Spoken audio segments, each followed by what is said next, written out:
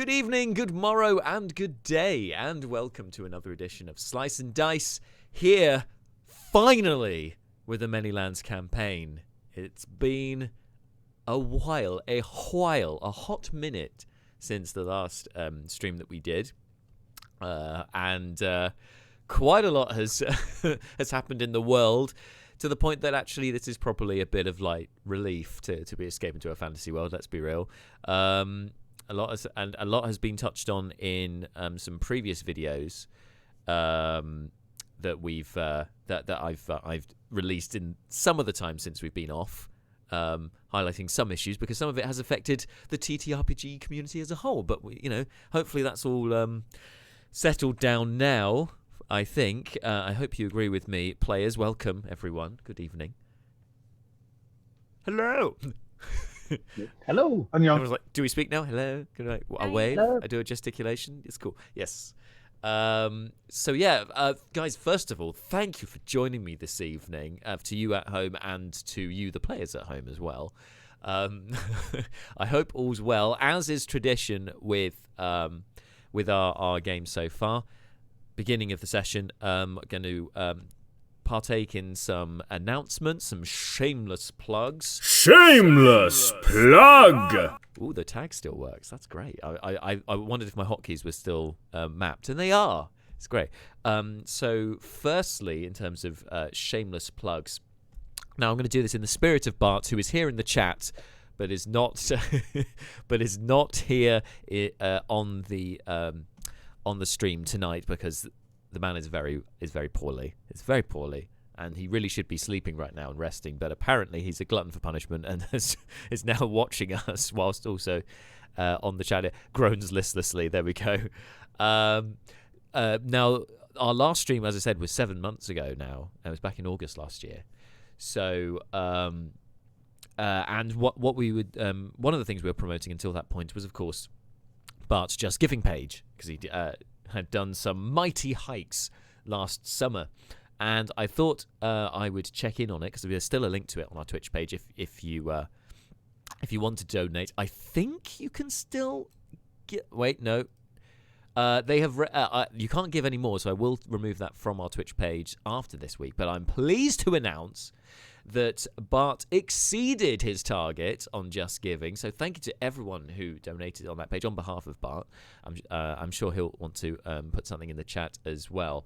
But fantastic. Raised over £600 for Macmillan Cancer Support. So that's amazing stuff. Well done, you. Thank you. And there is your shameless plug. Shameless plug! Yeah, he did. And thank you, guys. You're quite well done. Stand by for potentially more news on that later this year. Oh, great. Okay, well done, Bart. Thank you. So next on shameless plugs. So in one of my sort of voxes, my sort of points to camera, chats to camera that I did over the hiatus, we're going to be changing some of the content or bringing different content here on the channel to what you've been used to. So I halted some of our older bits of content, our different features, such as the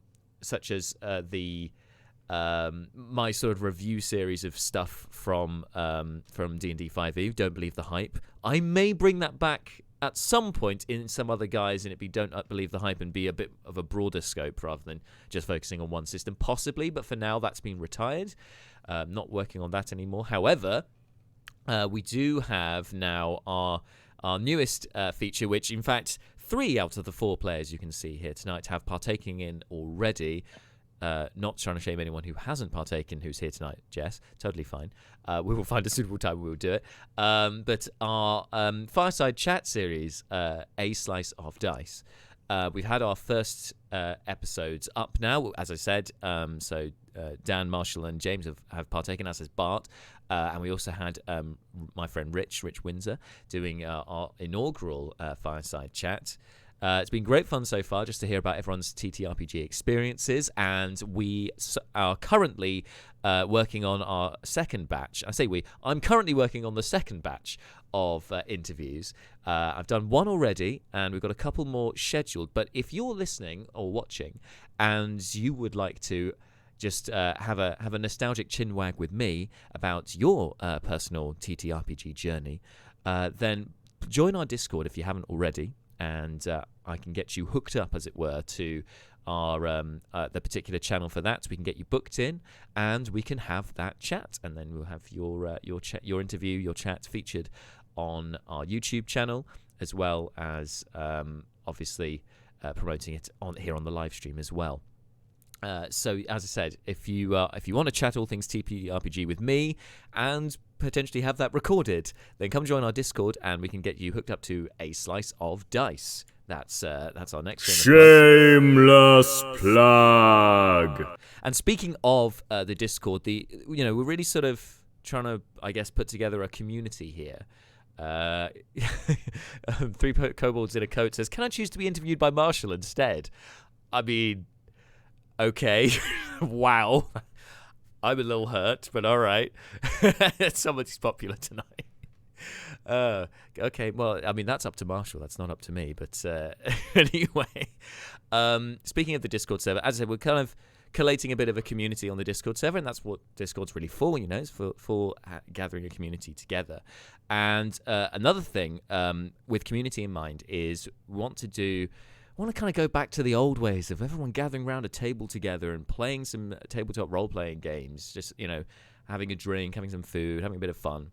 And so, in fact, I met most of you doing just that.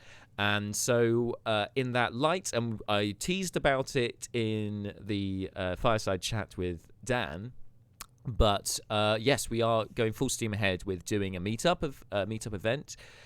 We've got the venue nailed down. All that is required now is basically to kind of decide on what date to hold this event, because there's definitely interest from people, but it's just trying to nail down the date that everyone's available. You know how it is, the perennial problem with any sort of tabletop RPG group. So if you want to vote right now on and want to come and join us for one of these meetup events, again, join us on Discord. The poll, well, it's not the Discord style poll is up now on our chat for meetups. It's just called #meetups. Vote now on that.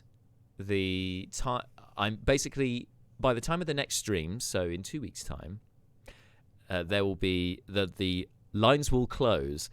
So no more voting after that date, and I will decide on a date from then, because then I can announce on the stream when our meetup will be. That's the logic behind that date. So if you want to take part and want to join us in some buffoonery around a table in a well stocked venue with ample food and drink available, then please, and want to come out, hang out with us, basically, then come join us on Discord and get voting. I think that's it for our Discord plugs. Shameless plug! Basically, join the Discord. Do it. Do it now. Do it. Do it. Do it. There you go. I tell you what, one last one I should say, just not really self-congratulatory, but just to point out that now in the interim, YouTube have updated their basically the URLs for all of your channels. So now our URL is much easier to remember, rather than it being a whole series of numbers and blah blah blah blah. Because before you could only have your own custom URL when you had reached over 100 followers on YouTube. Currently, we're at 80 followers on YouTube, so we're not quite there, but but it doesn't matter at this point, because now you can find us and you can recommend to friends or whatever to catch any of our content, as well as the link to our YouTube channel on our Twitch page. You can just type in youtube.com/@slice&d6. That's the @ symbol, slice&d6, and it will take you straight to the YouTube channel. Nice and easy, and also streamlines everything, because @slice&d6 is our handle. So perfect. Synergy. We love it. We love it. Speaking of synergy, shameless plug. Finally, in terms of our shameless plugs and whatnot, I'm going to open it up to the team. If you guys have anything that you'd like to shamelessly plug about since we've been gone, anything at all, then speak now or forever hold your peace.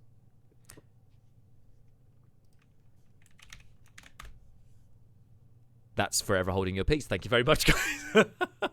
Bart has just asked on the chat, is it and as in the word or and as in an ampersand? It is and as in the word, A-N-D. So that's at slice, S-L-I-C-E, A-N-D, D6, all one word.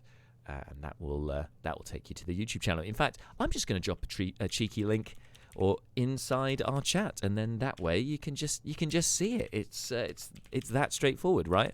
He says, hopefully. That should be it. Yeah, there we go. In fact, I think it works. Well, there you go. There you go. So I saw Marshall's lips move. I didn't hear anything, but I'm assuming that's all fine. Okay, so without any further ado then, we're long overdue for it, so let's jump in with tonight's session here in the Manylands campaign.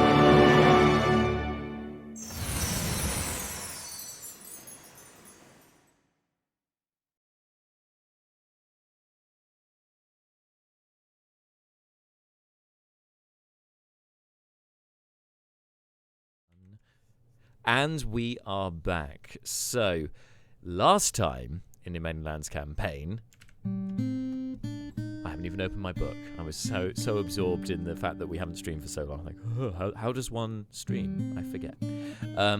Before we go any further, I've got to offer a big thank you and a big cheer as we've got, as Newsy CV has now started following us on Twitch. Thank you very much. Yeah. Whoop, whoop, whoop. Okay, so last time, after the destruction at the Prince's Manor, in which Nerys had barbecued 3 guards to death with a fireball, whilst Seth had knocked one out and one of the guards out, and he and Malar forced another to surrender, along with the one survivor of the fireball. Dox and Leobrin run off in pursuit of the prince, who disapparated. He teleported away, escaping our heroes, and leaving Brina in a bit of a sorry state. She was not looking too well in terms of health. So Dox and Leobrin run off in pursuit and inform Brucon, who had been waiting outside, of everything that had been going on. And Brucon had taken this on board and had dashed into the manor to find out what was going on with Brina and making sure everyone else was okay. The two of them, Leobrin and Dox, scamper off to the docks sector. Dox at this point. Sorry, I was just looking at your name tag. Dox escorts Leobrin across the beach, and when Leobrin eventually asks where they're going, she then reveals a bit more about herself than she had to anyone else there. That her name was in fact Loralys, and I kept saying Loralys in the last stream, and I do apologise that I was getting the intonation wrong, but Loralys is her true name, and she's not a dragonborn as Dox was, but a changeling, a humanoid that can change their appearance. She had come to the Dragonborn Kingdom to find a place for her people to settle down, being as changelings are somewhat nomadic currently, or at least her sort of cloister of them. And she'd ended up falling in love with a dragonborn there, who she married and was the captain of the guards of the palace the same bodyguard that was assassinated along with the Queen and the Prince, and has been conducting her investigation since then, but has long suspected that the Prince may be involved in this most hideous plot. So the fact that the Prince had... Hello, Angelique! We knew she'd be turning up. Hello. You've caught at just the right time because we're just doing the recap of what happened before. I was listening. Oh, excellent. Go on. So where were we? Sorry, wow! It's all happening. Okay, so so the prince had... Hello, Angelique! Yeah, that's what happened. So the prince had cast a spell. He'd summoned a demon, which is not befitting a prince, really. And so suspicions are quite high as to who his allegiances are with, as there are various theories about who could be behind the assassination plot on the king, and whatever else. There could be a larger organisation involved. So Leo Bryn accepts Loralys's words readily, and just takes it at face value. Okay, so you can change your appearance. Cool. Yeah, you had your reasons. Seems fine. Seems legit. Seems fine. As this discussion is taking place, Brucon, who has had a discussion with the rest of the group, who particularly Brina, is getting a little suspicious of Docs. Seems like her intuition was pretty good there. He agrees to catch up with Leo Bryn and Docs. He manages to do so with his boots of speed, helping him on his way, and has to, as Leo Bryn and Docs did, had to sign a book to get into the Docs sector, as there are kind of gate guards there, which is helpful for the rest of the group when they eventually catch up to know they're going in the right direction. But anyway, Brucon catches up with Leo Bryn and Loralys, and like Leo Bryn, just accepts what she's saying at face value, thinks, yep, that seems legit, that seems fine. And then to celebrate, Brucon lights up a foul doobie, I think we called it a blunt of Nation's Favourite, which is a narcotic he's been carrying for quite some time. It has some very strong effects on the dwarf. His constitution not good enough to withstand the effects of said drug. However, it does leave a rather pungent aroma, which should be easy for somebody with a good sense of smell, like Malar, to be able to sniff them out and track them. And if all else fails, Brucon also has the Comrock, a communication device, to be able to speak with other members of the team. So the three of them continue on their way. Loralys has a patron, has a person of interest who can, she believes, help in this investigation, as she has so far. And so Leo Bryn is quite willing to go along with this, and Brucon is too high to care. The rest of the party follow some way behind. They're not entirely sure where they've gone, but before they leave the manor, Seth does go up to the study on the top floor, which was behind a magically locked door, which Brina dispels the magic from, so that they can break the lock and enter into the study. Amongst the possessions within, Seth does he finds a draconic handwritten tome, which he gives Daenerys to read. It turns out it's a diary belonging to the Queen, but it's the late Queen, though it's a few years old, and I think the last entry in it is on her wedding day. The book is then given to Malar for safekeeping, but Seth also finds a series of letters written in common in a false drawer in the study from one Loralys Ash, who he speculates could be a member of House Ash, one of the houses from the Crowflies, which the group had some dealings with some time ago in another plot altogether. Are you still following? Because that was a bit of a sidestep there. But anyway, he finds some letters, some correspondence from one Loralys Ash who to the prince, saying that about a group amassing somewhere in the Docks sector.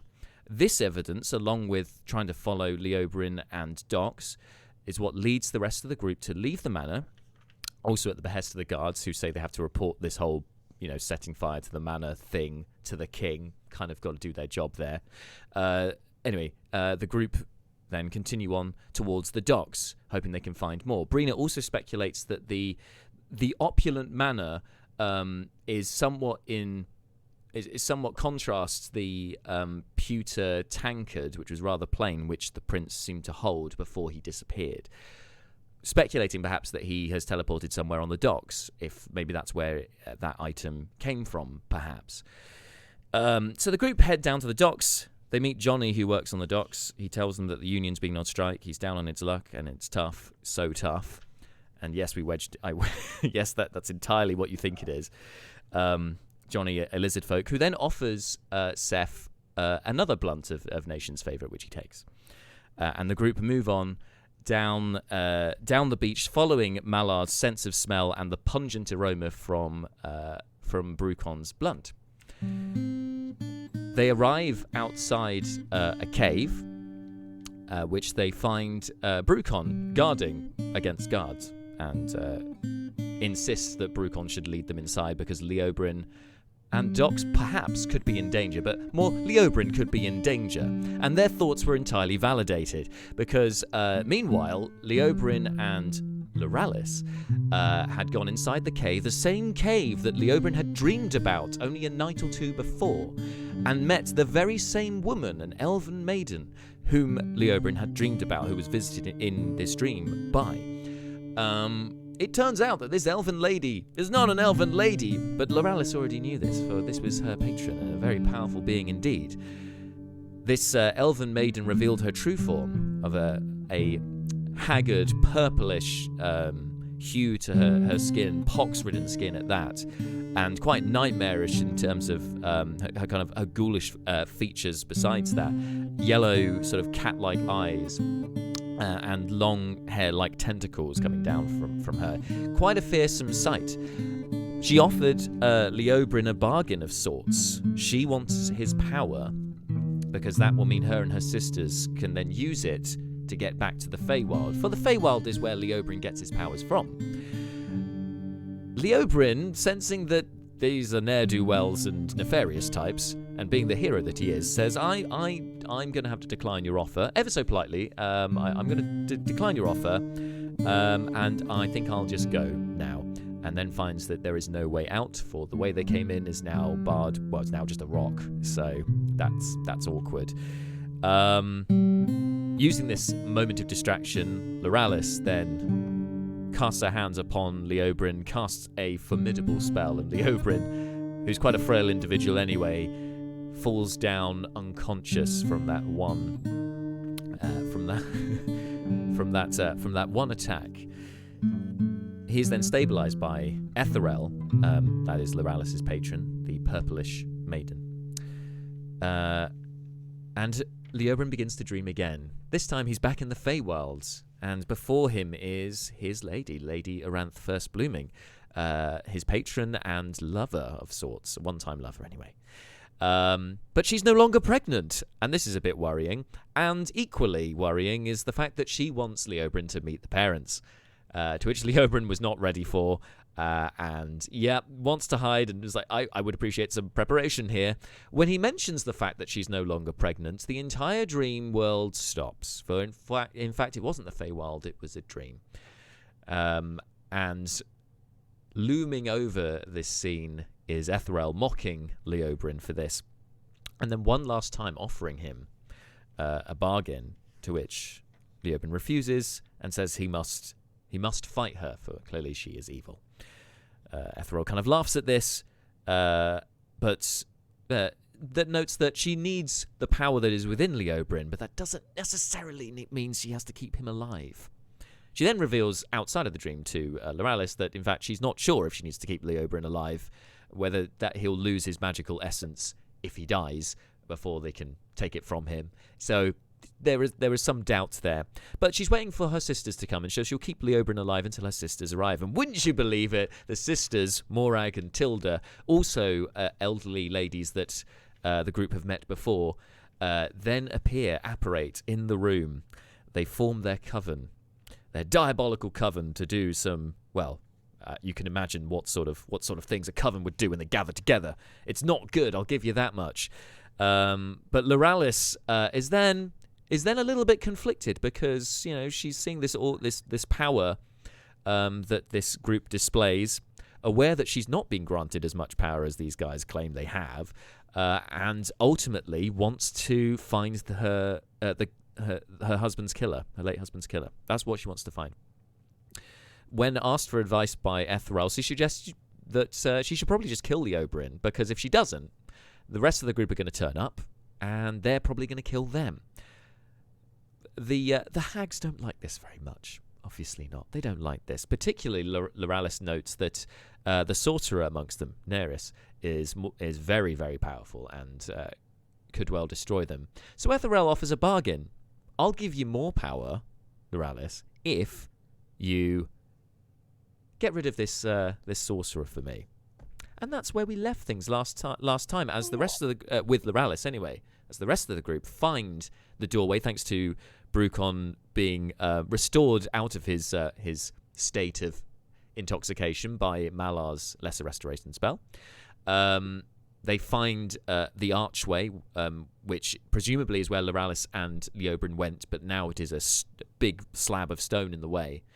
And through a combined effort from the group, some force, some magic, etc., they manage to get that door open, and before them they see Leobrin lying on the ground unconscious. That is where we're going to pick things up today. So, guys, you can see, as I say, you see Leobrin lying on the ground, breathing, but clearly not in a great way. You've seen Leobrin unconscious before. Let's be real. He's fallen unconscious a few times. It's kind of his thing. He's done it again. Oh, here we go. But standing over him is a changeling. You probably have never met a changeling before, but a humanoid with a greyish complexion, and again, grey hair and pupilless eyes, but wearing the same garbs as Doc's was. That's the only inclination you have that there could be any link between the two. Oh, they're wearing the same clothes, maybe. Brucon does know Loralys, fortunately, so he will point this out to you. Loralys, what's happening here? And obviously, you see the three haggard individuals standing behind a round table with 3 skulls upon it, each with a candle lit. So, guys, it's over to you. So Leo is unconscious and the ceiling is intact. The ceiling is intact. No ceiling. Okay, so the ceiling's about sort of 12 to 15 feet. It's a natural sort of cavern, so there's a few like stalactites and whatnot. But yeah, it varies between 12 and 15 feet high. I mean, is Doc currently, or is she completely someone else? The Docs is not in the room. The rest of you, Loralys is Docs. Docs was Loralys. Yes. Does Brucon live there? Brucon is with you, yeah. Yes, because you changed into Loralys in front of Leobrin, and then Brucon called up, and then you explained everything, and Brucon went, "Oh, checks out," and that was it. As far as I'm aware, you haven't changed back into Docs. Okay. Malar inflates, takes a big breath of air, and is like, "Now, what in the name of the eight is going on here?" Waiting for a response. I'm going to give him a good job, pat on the side there for how loud that was. Etherel turns to you, Loralys, says, "And these are..." No, surely not. These are the adventurers you spoke of? Oh, I'm going to enjoy this. I want to cast Healing Word On Leo? on Leo. Alright. I want to throw that out there right now. Okay, Can I you do cast that, healing. or, You can can I cast. You can trigger? cast. You can cast healing word. But I'll need you to make a wisdom saving throw. Boo to you, sir. A wisdom saving throw. Is this a charm or frighten effect by any chance? No. quicker. Wise man, be wise. That's a 14 on the dice for Be wiser. 23. Oh, that's wise enough. 23 plus 9. Whew. Nice. All right. The spell goes off.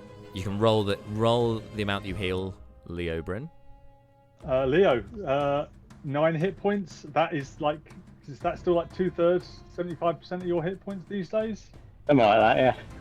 Jeez. Practically full health. That's just a one spell shot, one spell, first level spell. Nice.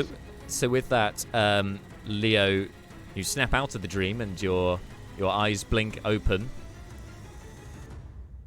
The 3 haggard individuals behind the table look from one to the other and go, "You were not meant to interrupt our plans." Everyone roll initiative, please. Hey! All right. Dun, dun, dun. Dum dum dum. I'm going to need to roll some initiative too, and I'm going to change my camera. Bear with me 1 second. Do I need to roll for Initiative. Neris as well? Oh, yes, please. If you're piloting one of the other characters, please roll for them too. That'd be great. Thank you. I had an insane initiative of +8. So my total initiative for our first game back this year, 9. 9. Nice. That's smooth moves. I will take. I'll do a roll call momentarily. Let me just get a few last little things set up for everybody. So don't know why we've got Angelique floating way up there. Let's bring you down there. There we go. Cool. Okay. Didn't cast fly yet. Have you cast fly yet? Well, as this is one of the reasons why I was like, yeah, so it's about 12 to 15 feet high, because I thought, just in case you were thinking about it, just gonna signpost that early. Okay, I'm moving to my second location, and I'm at my second location. All right, so I need to roll some dice too. This is the tableau before you. I hope you can all see this and enjoying this. Yes, very much so. That's great. Is that a DM screen? It is, in fact, a DM screen, yes. God, I've got a mask, got to give you some background, right? No, that's fucking great. Sorry, that's ruddy great. That's okay. I've sworn many times on the stream before. In fact, in the last session, when I was role-playing Neris, I swore quite a lot, so I think you're totally fine. I forget what our rules are. Yeah, me too. It's You been bleep me out so much. It's been over That's 6 months. a We're rule. fine. No, of course not. You think I have the facilities for bleeping? I only have the facilities for air horn. And I haven't done that for a while either. Okay, I've rolled some dice for those guys. And... The way Leo is positioned with all these people around him, I've seen that video somewhere. Oh, dear. Okay, so... let's start with a... This is when we get worried when Jack has the right sound effects for that to be on like quick speed dial. Get the Okay, soundboard. Get the soundboard. Get the soundboard, quick. Okay, so anyone get 20 or above? On got 20. Brucon got 20. Great. Okay, he goes second. It's nice, isn't it? Now just trying to work out which one of them goes for... Oh, of course, it's her. Brilliant. Okay, anyone 20 to 15? 17. Also got 17. You'll have the better decks though. Schnapp. Okay, so Loralys after Brucon. Then Malar. Anyone else in the 20 to 15 bracket? Okay. Tilda got 15. Okay, 15 to 10. No? 11. 11 for Brina. Oh, great. And -1 initiative. so you did all right. You did for Brina, that's Yeah. pretty good. 10 to 5. There was a 9 for Seth, wasn't there? 9, my lowest that I can possibly roll. Great. Get those ones out early. And what did Neris get? She got a 6. Brilliant. Okay. As did Leoburn. Oh no. I'll let Leo go before Neris. Dex aside, You don't want to because put me right in the very bottom position.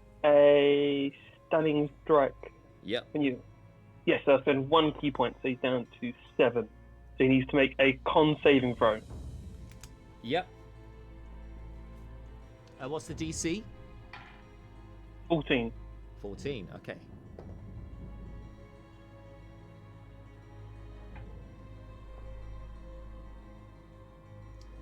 Okay, she would have failed, but she uses a legendary action to resist. Gonna attack her again. Okay. Sorry, how much damage did you do? I missed that. 6. 6 damage. Okay, fine. Okay, Yep. yep, second attack. And 25 to hit, Hits. which does another 6 damage. Another 6, so 12. Okay. And it's in a flurry of blows, Yep. and going to attack twice more with unarmed strike. That is a 21 and a 9. So the 9 misses, but the 21 hits. That is 7 more damage. Cool. And So that last one, yep. that last hit, I'm going to throw on another stunning strike. Oh, yeah, these monks, they be hitting. All right. Natural 20 to resist the effect this time. But 19 points of damage over those attacks. Nice. I think that is it for Brugon. That is an Okay. attack. Yep, that's all done. Great. And I will find myself a moment to knock off the key points on Brucon's card. Actually, Bart, as you're watching, if you wouldn't mind doing so, just tallying the key points and stuff, that'd be great. On the think he's gone D&D Beyond sleep. sheet. Oh, he has. Okay, no worries. I'll find an opportune moment to do it. But for now, after Brucon, it's Loralys. What are you doing? I'm going to hold my action. I am going to have my crossbow ready, and if anybody attacks me, because I'm at this point where like nobody knows what side I'm on. Yeah. So whoever attacks me is going to get shot. Okay. Got a crossbow loaded and cocked ready. And any bonus actions, or you're good? Or movement even?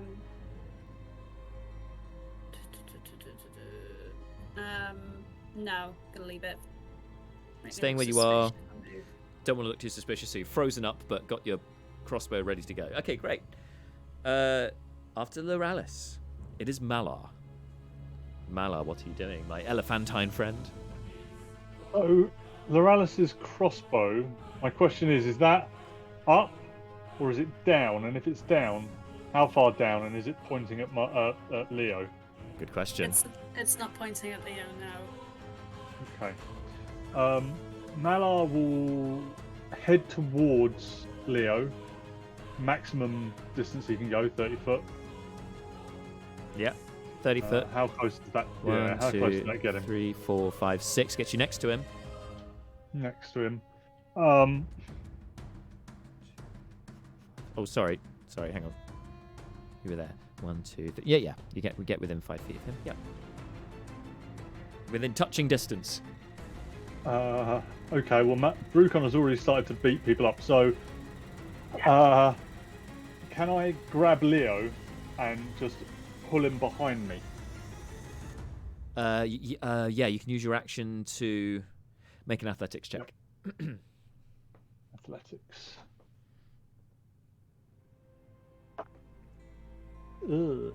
7. Okay, so I'll say with a 7 that you kind of get your hands. It's a bit of a fumble because you've got your shield equipped as well, right? Yeah. So there's a bit of a fumble trying to gather him up, even with your trunk as well, which isn't particularly helpful in this scenario. But you get one arm under his arm. You're not able to turn him around, but you grabbed onto him. Okay, I've got him. Fine. You've Okay, got him. that'll be my turn then. Okay. Right, after Loralys. Sorry, after Malar, who's just after Loralys. It's Tilda next. Who is manifesting a somewhat greenish complexion at this point. She sees one of her sisters in trouble, but also sees the amount of... it's a target-rich environment over here now, you might say.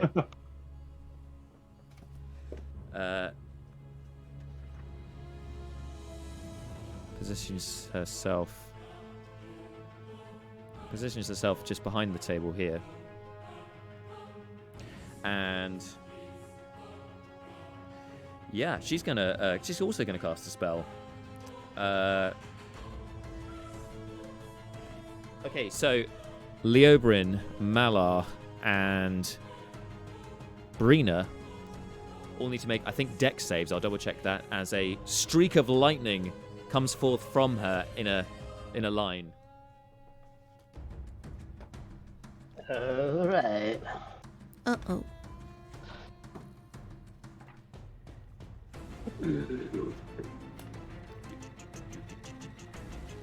That's a 2. Oh no! Oh no. Let me two double check, total. because it might be con rather than Con would be better, but I mean, but I not rolled that low. good. It was a dexterity saving throw, yes. So DC, yeah, even with a con, it would have been a 4. Oh dear. So Brina definitely fails. How about the rest of you? I'm already pretty hurt. Oh yeah, from the earlier fight at the manor. Oh god. We didn't Yeah. rest in between, 9. did we? I missed No. that session. No, there was not really a Okay. rest. Oh, I just found out where to put my books. Hello, Leo. What'd you get? 4? Leo also failed. Leo's not getting any luck today. And Malar, 9. 9. Okay. I don't know how you're doing for spell slots, Brina, but I mean, Not great, otherwise I would have counterspelled. Yeah. okay, no not problem. great. No problem. Only because it's been a while, I thought I'd just check in just in case. Okay, so Yeah, no, I was checking, but but no. I'm low. I'm low on spell slots. Okay, so lightning streak sword catches all 3 of you in it. Oh dear. Oh dear. Ow. Yeah. Not all die. That would be really great. Oh my god, Leo's gonna die. Well, Does anyone remember where I'm standing on portent? Because I just missed the last session. I don't believe we used any. I think I've I got it in don't think we notes. did.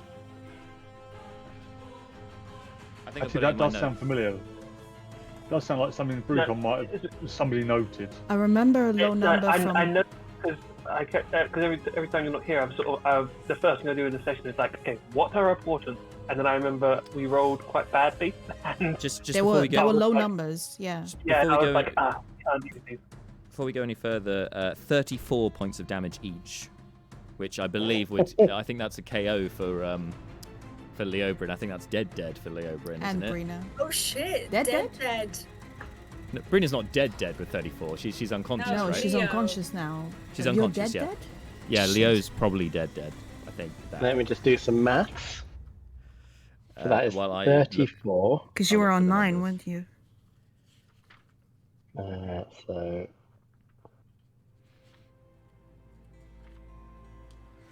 and you have to go like fully past your negative amount of health, right? I believe that's right. Yes. That looks like a dead to me. Gulp. Hello, darkness, my old friend. Oh dear. As it finally happens. Welcome back to the stream. Yeah, sure. It's been 7 months. Your character's dead. Brilliant. In one move. It's fine. This means I don't have to relearn all of his ability. I'm sure I had them noted somewhere. Have you checked on notes on Brina's sheet? I possibly put them there. But if not, if they aren't there, because I'm struggling to find anything here, I'll allow you to re-roll the portent now, just because it has been a long time. We've definitely not used any in 24 hours. No, I don't think so. I don't have anything. We in didn't notes. use them. It didn't come up in the fight. Yeah. No, and it didn't But come up I in the can't last recall what session they I were. did attend. Do you Okay, want me to yeah. roll them now? Roll them now, yeah. That's only fair. Okay. Or in fact, do you want to roll them on your turn because you're unconscious? So, Sure, yeah. right, it gives you something to do. Sorry. Yeah. Maybe use them for a death save. You could use them for a death. Oh, that's also true. But you know, just worth bearing Yep. in mind. Okay, so with that, lightning streaks out. Malar, you still up? I am. So you weather the blow, although it passes. It streaks through Leobrin, who you hear gasp at last. Sort of rasping breath leaves him. passes through you, and then all the way back you hear a squeak from Brina as that strikes her as well, and she collapses to the floor next to you, Seth, and Neris. That's nasty. And that is followed by a cackle from Tilda, who clearly has enjoyed very much doing that to you, and then prances off towards where Brucon is, so that she's between her two sisters, prancing across in her fancy moleskin moccasins, which we've it's a fan favourite we recognised from 7 months ago. And that's the end of her rather deadly turn. And next is Brina. If you'd like to roll Portent first, and then do your death save, please. Yep. Welcome back, everyone. Your characters are dead. That's an 18 and a 2. Okay, those are both quite useful portents. And then if you want to make your death save, please. 11. Okay, 1 success. Okay. Whew. And portent on the board. Great. I've lost my pen. I don't know quite how I've done that. Oh, no, there it is. Okay, next is... next after Brina is Seth. Cool. So, everyone just went down from a lightning strike? Yep, Brina's unconscious next to you. Malar's still up. He's next to Leobrin, who is not in a good way as far as you can tell. Cool. I'm going to which one fired that lightning bolt? That was the one from the forest, you may remember, in the black robes and the fancy moleskin moccasins. Tilda, yeah, that's right. Yeah, the one that disappeared invisible when we made her tell the truth. Cool. Yes. Made animal noises, that one, yeah. I'm going to step away to the side from everyone by about 10 feet or so. Okay. So that if you attack, hopefully it won't them as well. Yeah. I'm going to target her, and I'm going to cast Hexblade's Curse on her. Oh, okay. My bonus action. So you're going to have to be within a line of sight of her, so you're not ducking down the corridor you've come from. You're going into the room and keeping 10 feet away, is that right? From the other party members? Sorry, I didn't. Yep. Gone into the room, left the corridor, just moving to the side so that if a lightning bolt comes, it's not going to go, through me, hit the corridor people. So they're trying to take her attention away. Yeah. Hexblade's Curse on her. Yep, you can cast Hexblade's Curse. Fire off some Eldritch Blasts and call her a fucking bitch as I fire some Eldritch Blasts straight at her. Excellent. All right, so roll to hit, please.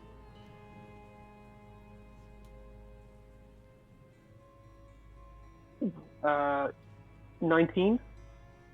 Yeah, 19 will hit. Roll some damage. Tilda now having a much greener complexion than when you first met her, and her hair is now turning a wispy white. It's too long since I've had to do basic math. I rolled a 12, which is plus 7, so 19.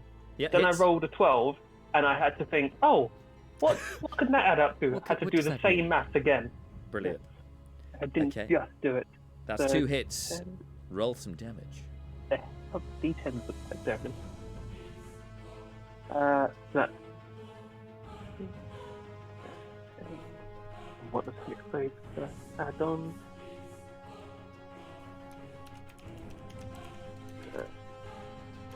Freeze damage. That's 11 plus 5, 16 damage. 16 damage altogether? Yep. Great. Nice one. So that cackle stops short as you inflict some serious hurt upon her. Nice. If I've got any movement left, I'm going to walk up towards her. 1, 2, 3. Wait. Yeah, you can take one more. There you go. Thank you. Okay, after Seth, it would be Leo, but Leo is currently dead. Currently dead, because, you have a cleric in the party, so things can change. Neris is next. I won't do the voice because I can't. That's okay. What do you want to say? Neris will say something to the effect of, oh, you bitch! If you want it, come and get it. And she'll drop Scorching Ray on Docs or whatever thing his name is. Loralys, yeah. That's gonna be Loralys. So there's gonna be 3 bolts of fire, all at Loralys. Is Neris entering the room or is she staying outside?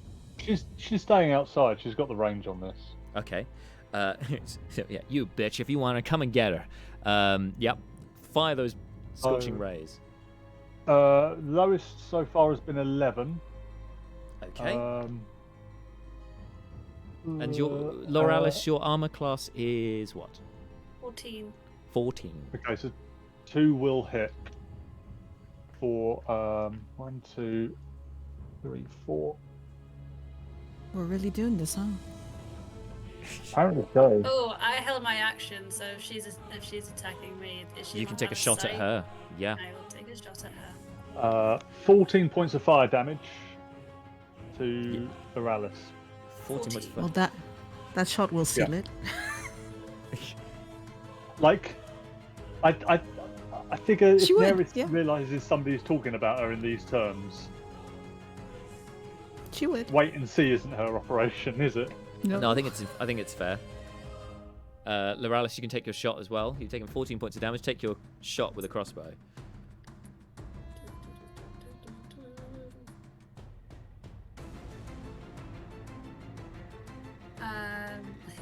That's a 4, so that's not going to happen. Your bolt bounces harmlessly off of the stonework around the archway. No damage. Okay. Neris, is Neris moving at all after firing those rays? Um, You can't really see her, so I'm going to move back. is there? I mean, can she go off to the right of the door, just up against the door, but off to its right hand side, giving her cover in effect? No, on this side of the door. Yeah, you can go there, cover around the door. That's fine. Yeah. Okay. Okay. Oh, okay. Okay.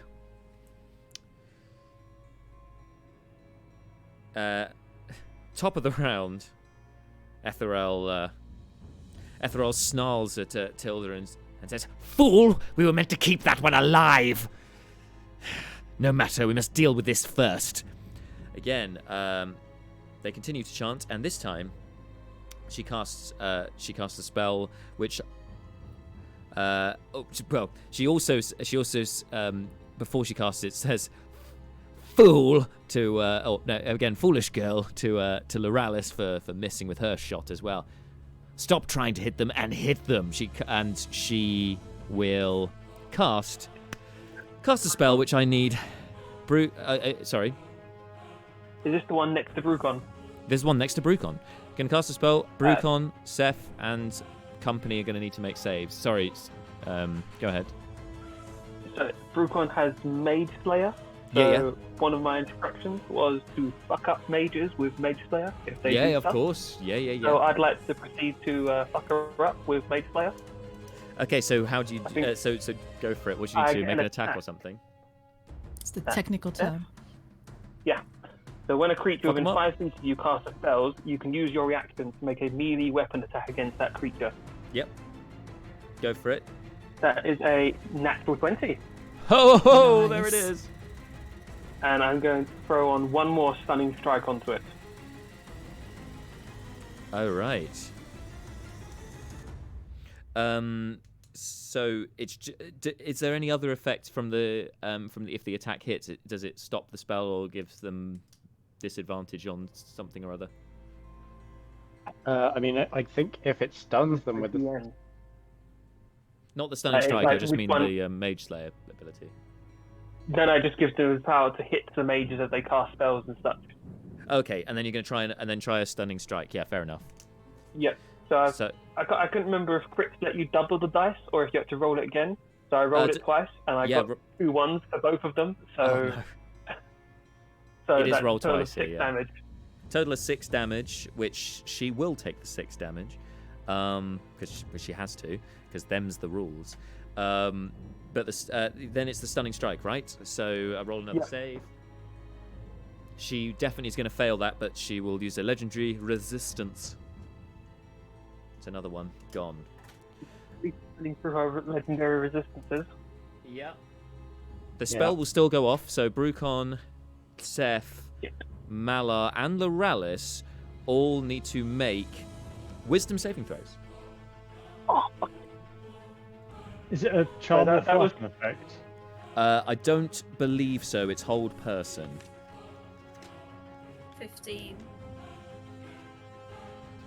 15, you say? Hang on a moment. The DC is 15, so Loralys succeeds. 19. You say 19 Yes. for Seth or for Brucon? Seth was 19, Brucon got 20.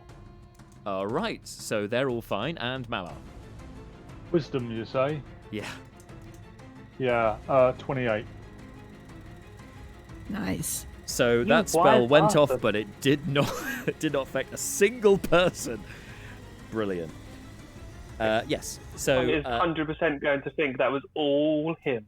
He completely stopped that spell from working. yeah. She snarls. Can't prove otherwise.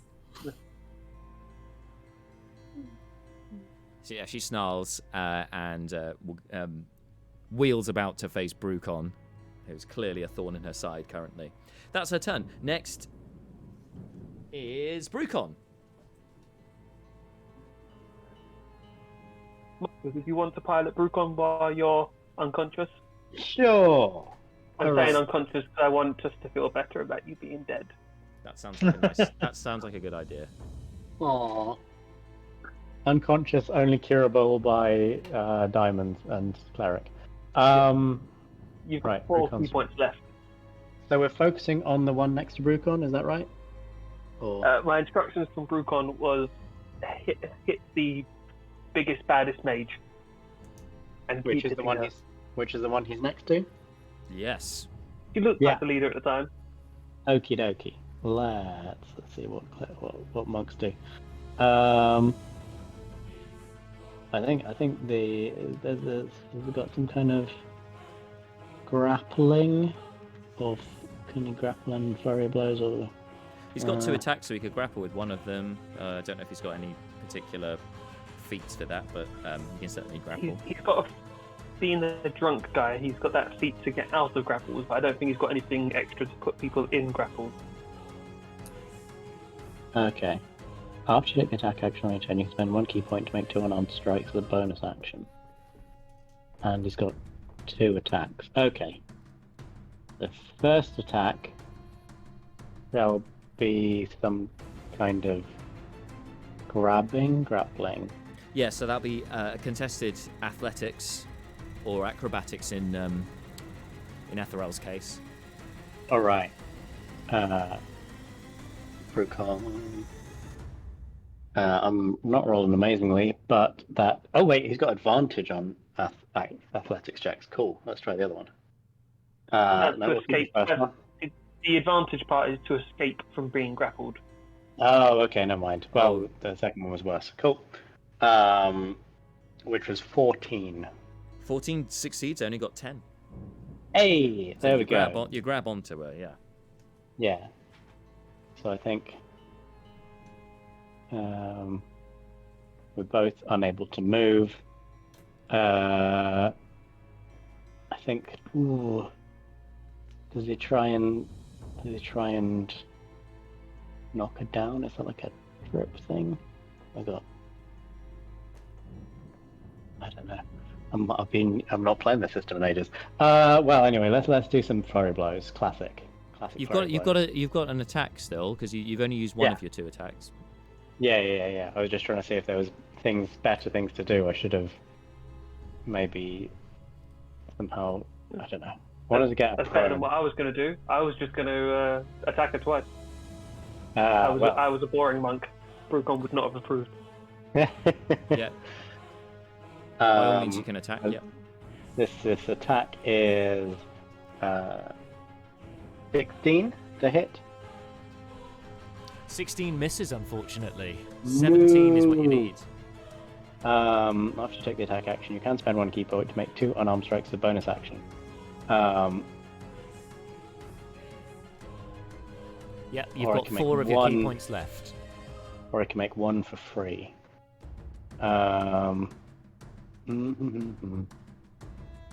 Let's make 1 for free because I want to hang on to ones for stunning strikes. Sounds good. I'm just rolling terribly. So yeah, that's less than that. That's the 12. That's not going to work. Yeah, 12 also misses, unfortunately, but Yeah. Okay, that's two attack actions and a bonus action done. yeah. And Brucon is grappling, so has to stay where he is.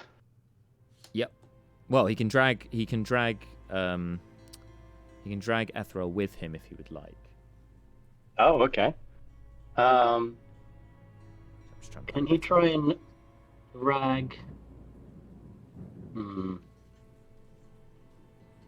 you try and drag her closer to one of the other, quote, hags, question mark? He most certainly can. Sorry, I'm faffing out with the camera. Do I need to make some kind of athletics roll? No, because you're already grappling her, so you can drag him over at half your speed. So, where did you say you wanted to move her? I just want to drag her so that I've got 2 of them within melee range of Brucon. Okay, in fact, you don't actually need to move her. You can pivot around here. So Okay, now, cool. now you're between 2 of them. Yep, you can do that. Lush. Excellent positioning, tactical maneuvers. Okay, that's Brucon's turn then, I take it. So next is Loralys. You've just been scorched by rays. Yes. Is Neris in my line of sight? I No. assume so, because I've just. Okay. No, she threw the scorching rays and then she ducked out of sight. I see. Is she like completely? Is there any way from that doorway that I'd be able to see her? Without going where Seth currently is, you can't see her. But if you went over there, you would be able to see her. Comes to Seth. Okay. Or just behind Seth. All right.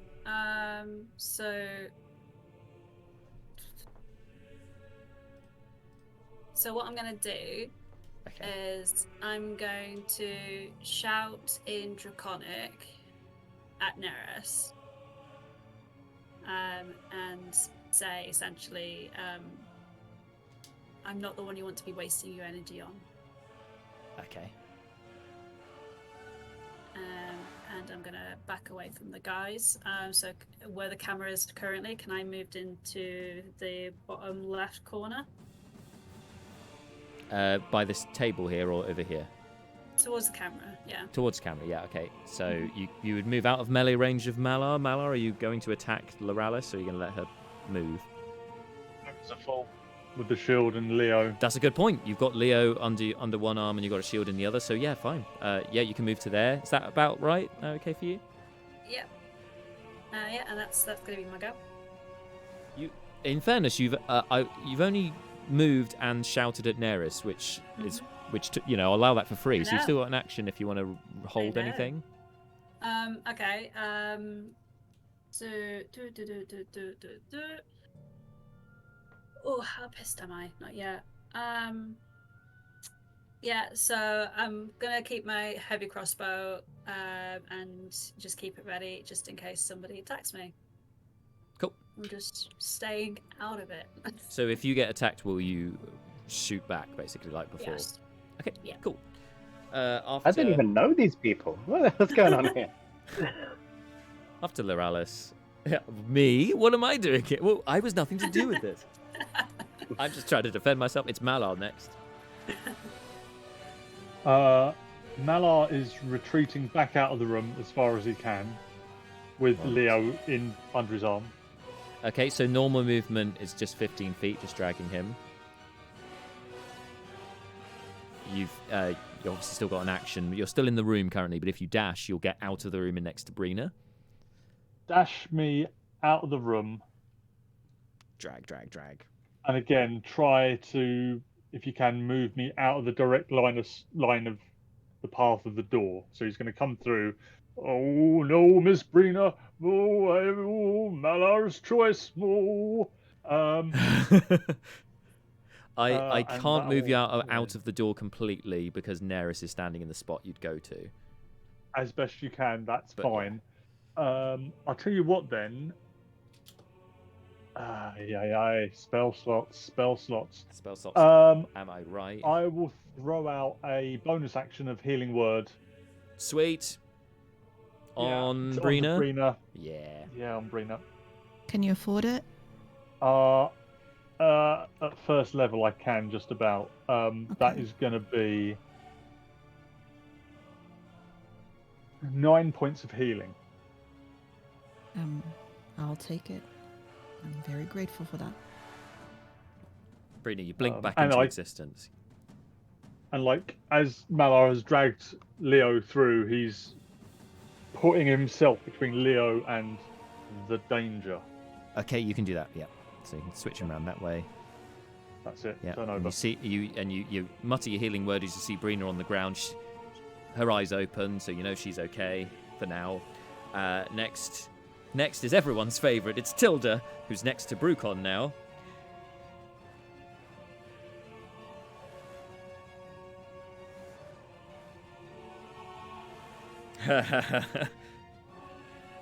And she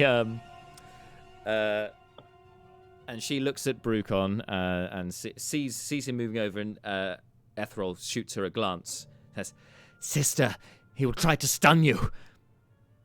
And to which Tilda, her greenish hue creases as she starts cackling again. He can certainly try. And turns invisible, not by a spell, but by an inherent ability she has to turn invisible. Ooh. I mean, it does say magically turns invisible, but she's not casting a spell, so I don't know if that interacts with Mage Slayer. Needs a spell, I believe. Well, let me have a look. What I've seen of Mage Slayer like a couple times. Usually they don't do it for abilities, just usually spells, because you can't Cast a spell. spell abilities. Cast a spell. Okay, fair enough. So she turns invisible, and you don't know where she is, which is disconcerting, because, yeah, for obvious reasons. That's the end of her turn. It's Brina next. Brina, you have awoken. You have life in you still. What would you like to do? Oh, that hurt. I'm gonna look up, see the mayhem. I assume one disappeared, but the hag that cast the spell on us, the one that killed Leo. Yeah. Do I have line of sight on her? The one that killed Leo is the one that turned invisible, unfortunately. Oh, she is. Okay. Yeah, she's been the big damage dealer so far, surprisingly. Oh. Okay. All right. Then I will look at the one next to Brucon. Yep. This is getting dangerous. They need to die. And I will cast Chromatic Orb. Can only afford first level right now, so I'll do that. Okay. I'm going to go for fire damage. And that is a 17 to hit. I'm going to stop you there because Etherel senses the spell being cast, turns around, those yellow eyes pierce into your soul, and she grins and says, "Not so fast." Counter spells. Ah. Shit. Okay. Another spell slot used. Sorry, Brina. Okay. Wait, counterspell is casting a spell, right? That's right. Yes. Brucon can attack. Yeah. I'm assuming you stood up, Brina, to do that. You've still got half your movement, though. If you want to move out the way or anything else, you can do that. Let's take care of that before we do Brucon's counter-attack, if that's okay. Sure. Do the rest of Brina's turn, and then, yes.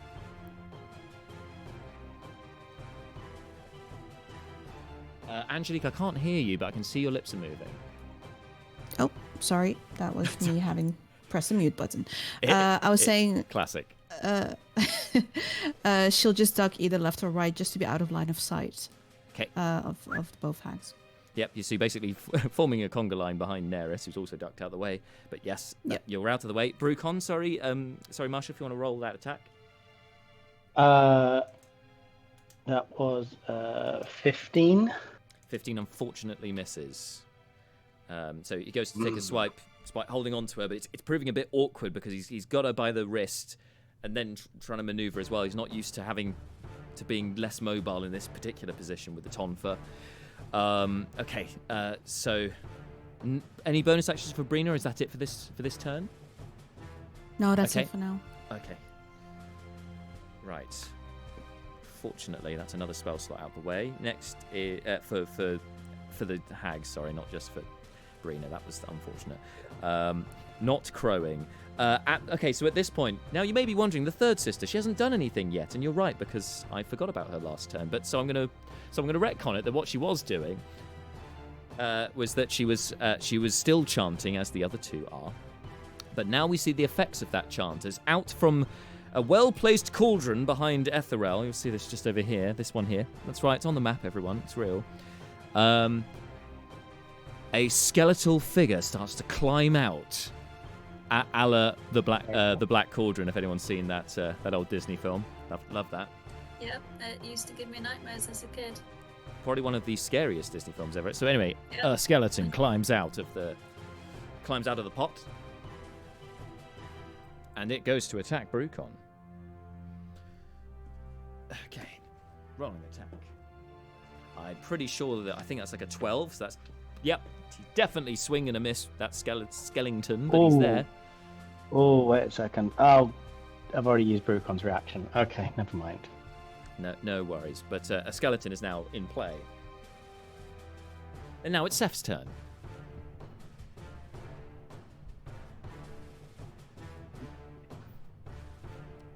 James? Hello. We cannot hear you, sir. Can you hear me? Hello? Yes! Here, Yep. you're back. Cool. Don't How just miss far live is the streaming. How far is the grappled hag from me? 10 feet and you'll be within melee of her. Cool. I'm going to, while I'm walking over, I'm going to cast Mirror Image on myself. And with my bonus action, I'm going to use my Scimitar of Speed to attack her. Ooh, yes, use that totally not evil scimitar as a bonus action. So three illusions of Seth appear beside him, and if you thought one Seth was bad, this is Mallard's worst nightmare. There are now 4 Seths. Yep, you can attack as a bonus action with Scimitar of Speed. And I'm going to use my Inspiration on this attack as well. Ooh. Mess him up. That is not remembering what my attack was. So 26. Yeah, that's definitely going to hit. So I'm going to throw my sneak attack on that. Going to find my d6s. 7.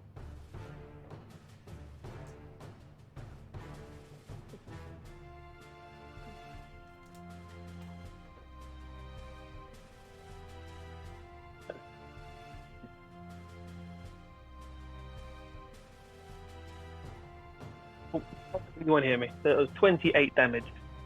28 damage. Oh, yes. That's doubled the amount of damage she's taken already. That is impressive.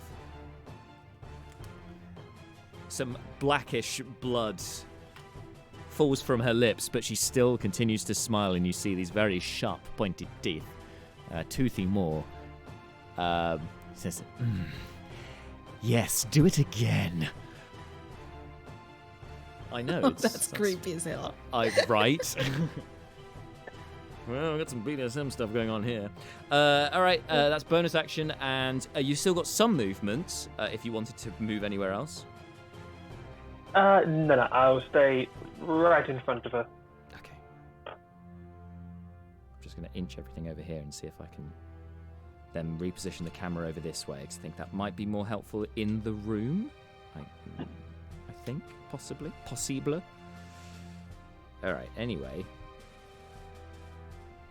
At the end of your turn, it's then over to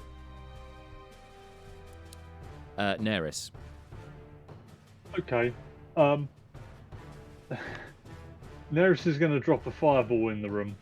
Oh my god. Just Of course trying she to would. hit as It's many as Neris. she can. Yeah. Yeah. Mary, And- we can't complain about it.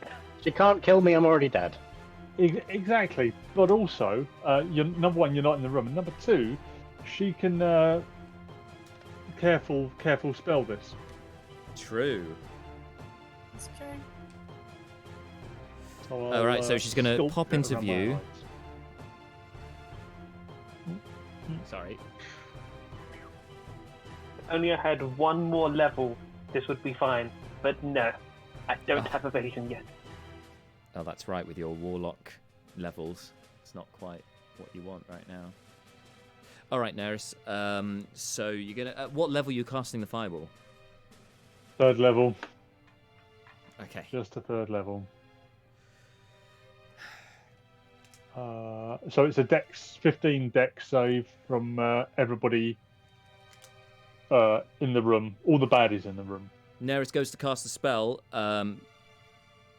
and she makes sure that she's standing more than 5 feet away from Malar and Leo, so that she doesn't set fire to anything. However, the third sister Morag counterspells. So another spell slot gone. Gotta love got to love and hate counterspells. It's like, hey, you can't do the thing you were going to do. Sorry. But anyway, does that. She still sets on fire as before. Did you want to move anywhere at all? You've got quite a bit of movement left. No, she'll duck back behind cover. 1, 2, 3, 4, 5. And she's conscious to move out the way of the others, so she doesn't set anyone on fire. So she can, I think she'll go backwards over this way. Yeah. Okay. Sorry about that. Right. Next is that same sister. So she's just so now she's arrived. She has announced her presence as Morag, and now is probably going to reap the consequences. She's going to reap what she sows, I think, before long. Okay, she turns and moves. So out of the three, she has maintained her normal appearance, her humanoid appearance, still like a sort of a haggard older lady, but she moves towards Seth and Brucon, and her appearance starts to change drastically. Her hair becomes long strands of green seaweed. Her skin becomes a very pale blue. Her eyes start to sort of bore into her skull, but like they look like light blue marbles boring their way into the flesh. Her teeth elongate and become a very sort of cut and otherwise unpleasant-looking more, as the sort of boils and such start to appear on her skin as well. She looks incredibly skinny, incredibly old. She has what I would call a horrific appearance.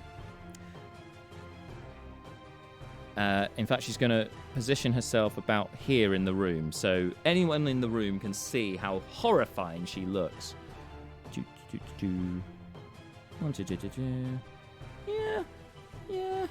Yeah. In fact, she's moving towards the doorway, where the rest of you are outside.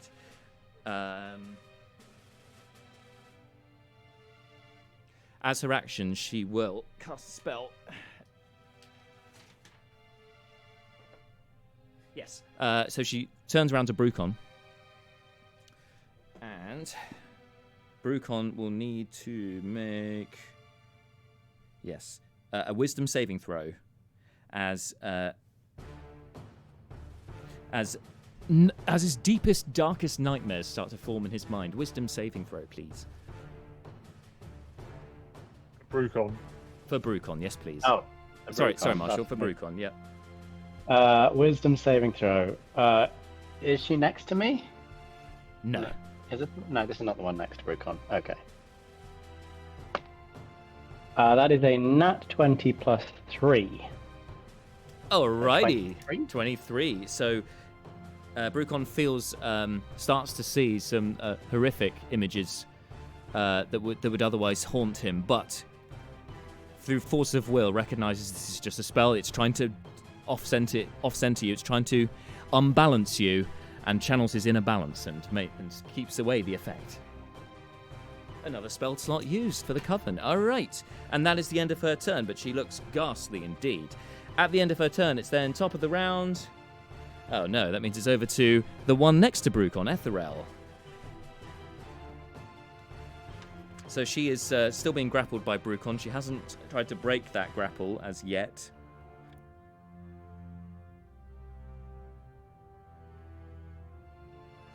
So instead,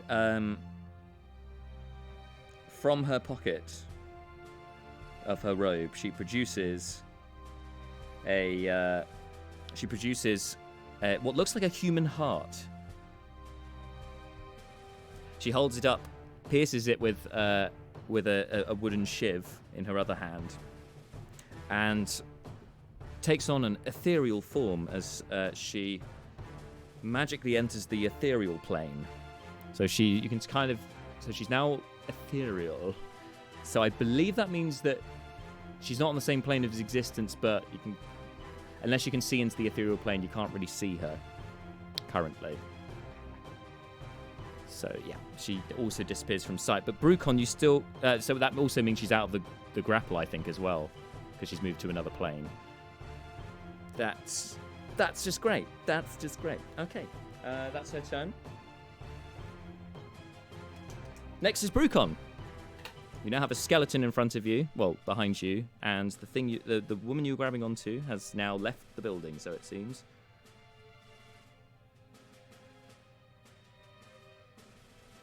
Right. There's only one visible enemy left in the room.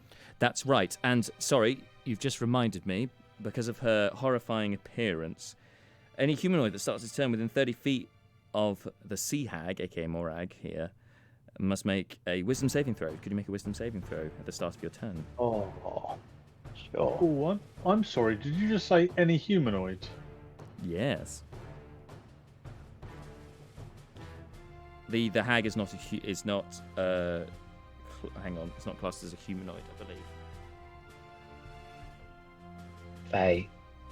Fae or fiend. Or fiend, yes. Okay, so Brucon Though they is appear saving. humanoid, they are not. So Brucon has wisdom saving. This person is not next to him. It's DC 11. It's not the. Not 13. Say. You're Happy fine. days. You're fine. You get over it. Again, more horrors. Good. Right. Sorry. Continue as you were. Right. So Brucon is going to move up to this non-human. So you're going to take the opportunity attack from the skeleton? Yes. Okay. I roll an attack. Yep, missed. Good call. It was like an 8. I can't see anyone near me, so Brucon will continue across the room. And you're are you moving up to the one visible hag? The one visible hag, because there's only one target in the room now. Yeah, of course. You go for it. You're within melee range. All right. Grabbing seems pointless, so might as well do all of the attacks. Let's just check if there's anything fancy. Okay. None of these hags have been concentrating, have they? I think probably not, or at least not the ones that are currently visible. As far as you know, no. Yeah. Attack. Ooh, that might be a hit. That is a 21, so that's going to be a hit. Yeah, that hits. DC 14 for her. She's not so great. Yo. AC 14. So yeah, roll for damage. That is 8. Okay. Magical bludgeoning. Yep. Let's chuck a stunning strike on this. Stunning strike. DC Okay. 14 con save. Con save coming up. Rolled a 19 on the dice. Yeah. All right. Let's chuck a second attack up. Okay. That's a miss. Oh, it misses. Oh, unlucky. Bonus action. Yeah, I'm wondering if I spend a key to do the flurry of blows. Yeah, let's just pile on. It's the only person in the room. Let's pile on the damage.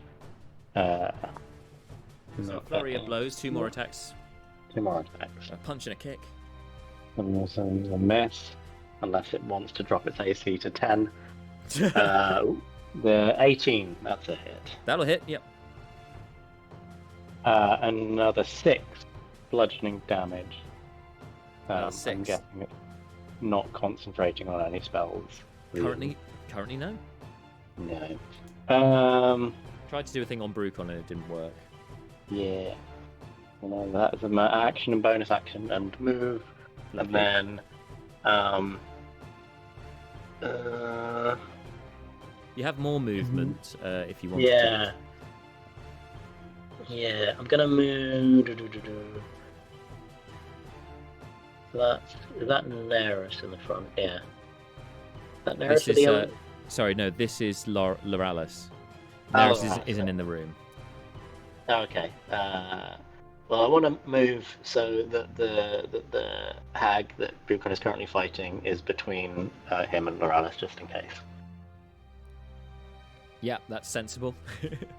Okay, you'll move move behind Morag so that Loralys would have to shoot her to get to you. That's fair. All right. Okay, cool. That's your turn. Next is Loralys. And Malar, you follow Loralys. Sorry, Jess, over to you. Jess is muted. You are muted. Is it just Brucon in the room? No, Brucon and Seth are both in the room with you. So if that's easier. Let me see. Oh, bollocks.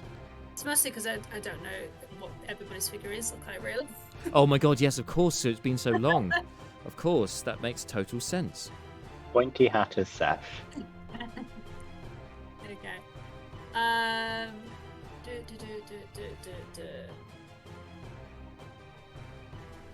So I'm going to send a chill touch to the skeleton. Nice. Okay, roll to hit.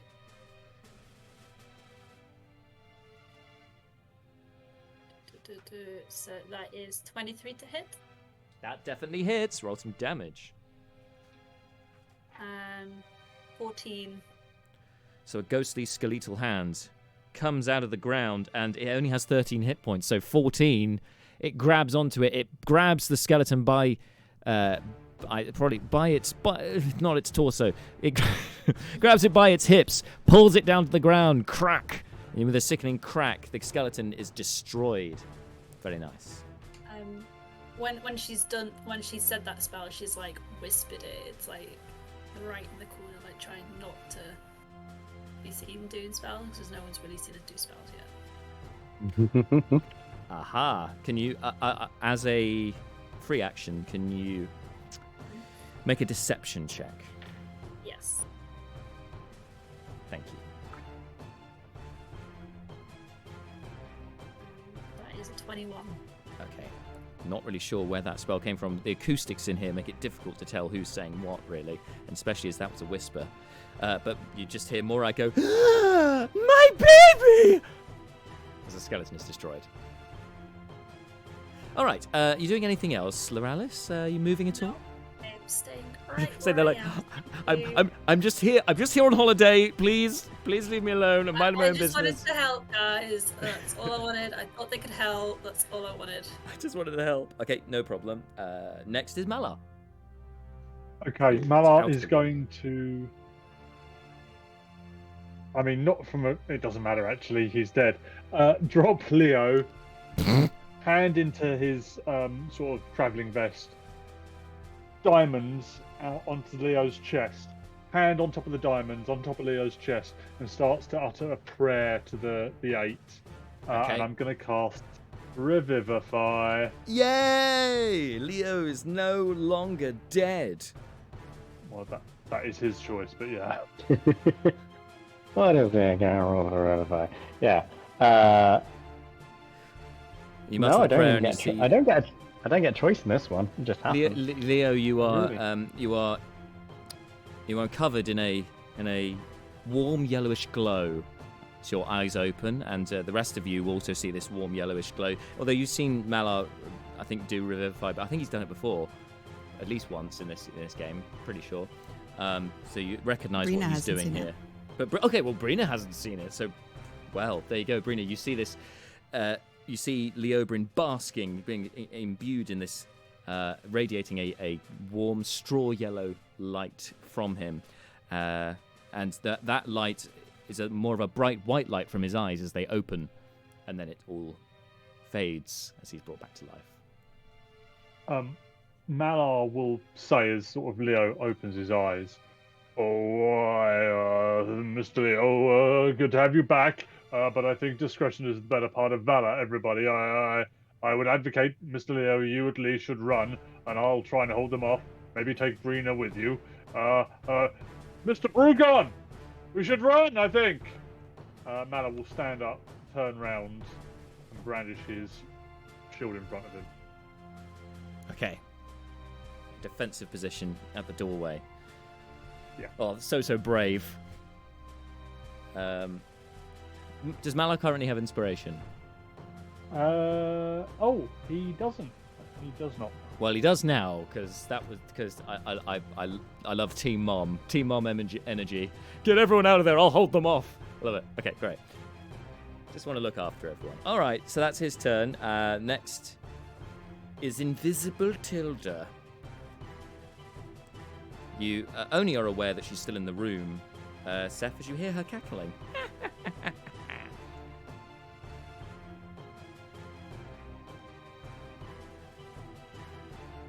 It then becomes very obvious that she is in the room as she appears by the cauldron, looking you dead in the eyes, Seth.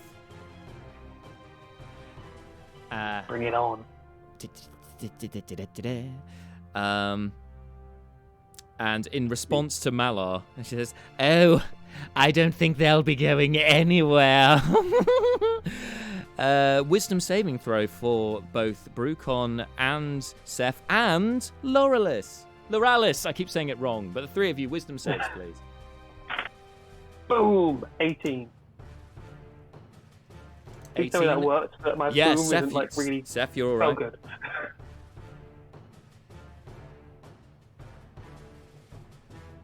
Celebrated with the roll and then realised that may not have been enough. Loralys? I got a 19. 19? Oh my god, you guys are so good at these saves. And then for Brucon, who's rolling for Brucon? Is it Marshall or is it... Sure, yeah. I'll roll for Brucon. It was a wisdom, was it? Yes, please. That is a 13.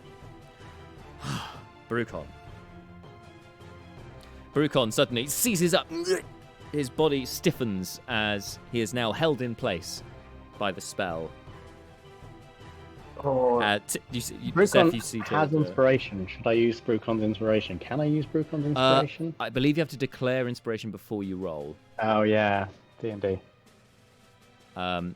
But no worries. you can certainly use it on subsequent turns if you good to keep that in the back pocket.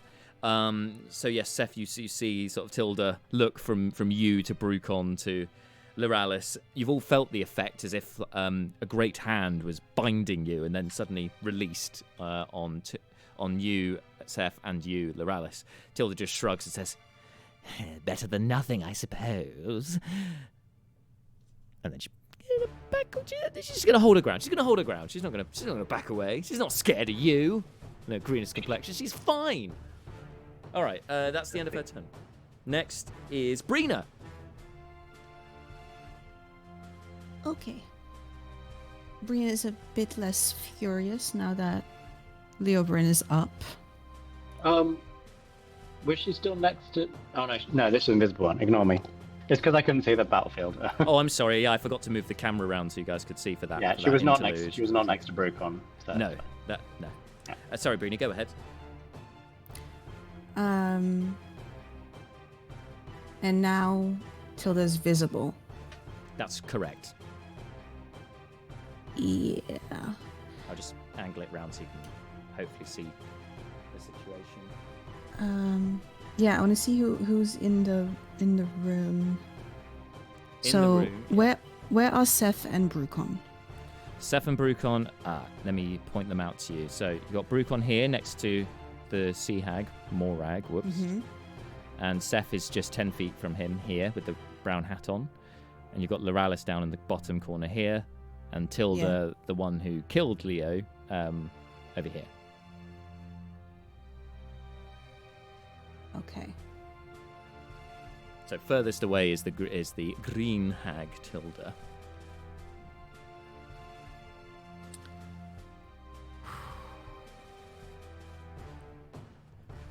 Sorry, Seth.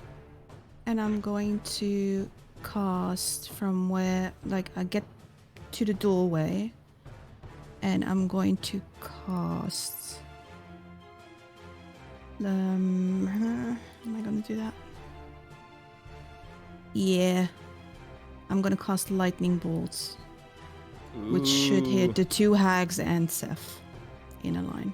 Okay, they're going to counter spell. So, what level are you casting? Third, my last one. Third. Okay. They have to use a 5th level slot because they're out of 3rd and 4ths.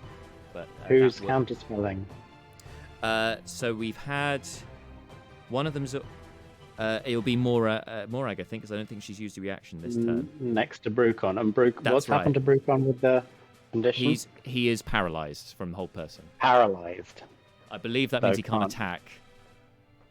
Yep. Cool. Good times. Alright.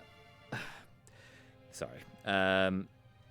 But they are rapidly running out of high-level spells from all this counterspelling. So, just because I know it's frustrating, but I just want to point out, just before anyone flips the table, they are rapidly running out of spell slots from counterspelling. So are we, though. That is true. That is true. That is true. It's a war of attrition, but yeah, I do apologize. But at the same time, that's what they would do, I guess. So... Yep. So you're there. Do you still want to stay in the doorway? Or you want to duck out of the way? No, darting back. Yeah. Okay, cool. She's on 9 hit points. Yeah, So. no Good. problem. You can move out of the way. Next. Okay. There is a rumbling from the cauldron. It appears that something a bit larger than the skeleton before is going to appear in a great sort of decomposed fleshy hand grabs onto the lip of the bowl and seems to be trying to pull itself out. It looks like a rather large hand. And yeah, that's all that happens there. Next is Seth. Seth, you see this happen. Cool. Cauldron is here. Cool. How far away is the one that was invisible to me? You move 5 feet and you're within melee range. Cool. I'm going to walk up. All 4 Seths are going to walk up to her and go, Yeah. Who's running, bitch? And I am going to cast Booming Blade. Booming Blade, yep, go for it. Roll the attack. Oh, that's 1 dice across the room. And 17 plus 10, 27 to hit. 17's armor class, that hits, so yeah, 27 will hit. Roll all that damage because you've got sneak attack because you're the only one within 5 feet of her and only one within 5 feet of you and all that jazz. Your rakish 10. audacity things. 19, 26, plus 7, 3, 36 damage. 36 damage. Ho! And then, with my bonus action, And then, yes, go ahead. I'm going to hit her again. Okay. Ooh, that one's a little less. 18. That still hits. 17 is what you needed. And this one, nothing extra. That is 12 damage. 12 damage. She is looking pretty ropey. The cackle is persistent though, but now she's coughing blood up a bit.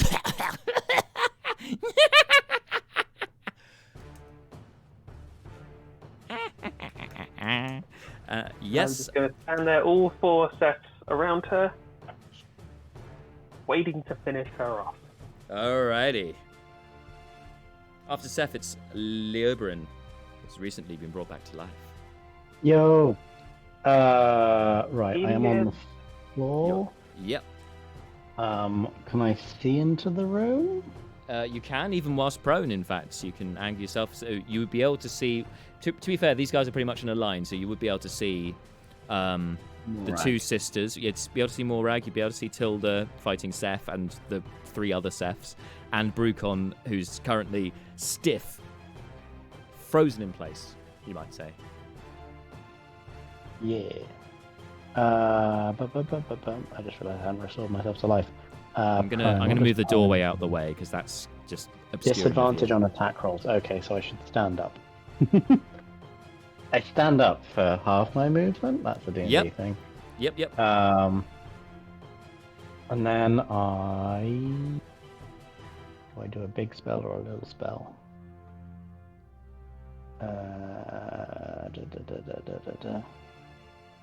None of the big spells only hurt enemies. So I probably won't do that because I still like Seth. So I'm going to do some Eldritch Blasting. How does that work? I have 2 attacks. Cool. The only thing I heard throughout all of that was, yeah, I still like Seth, and then I feel like I was in danger again. Well, I was just seeing, like, the spells that Leo has for damage, that are spells, aren't, like, spells that avoid allies. So... these rogues be roguing. Yeah, it is. Even Brina didn't care. Because you and Brucon are in the room. They're like, these guys can take the damage, they'll be fine. Well, the spells that have saves are not dexterity saves. So... Yeah, me and Brucon haven't taken damage yet, so we're good. True. That is true. Let's have a look.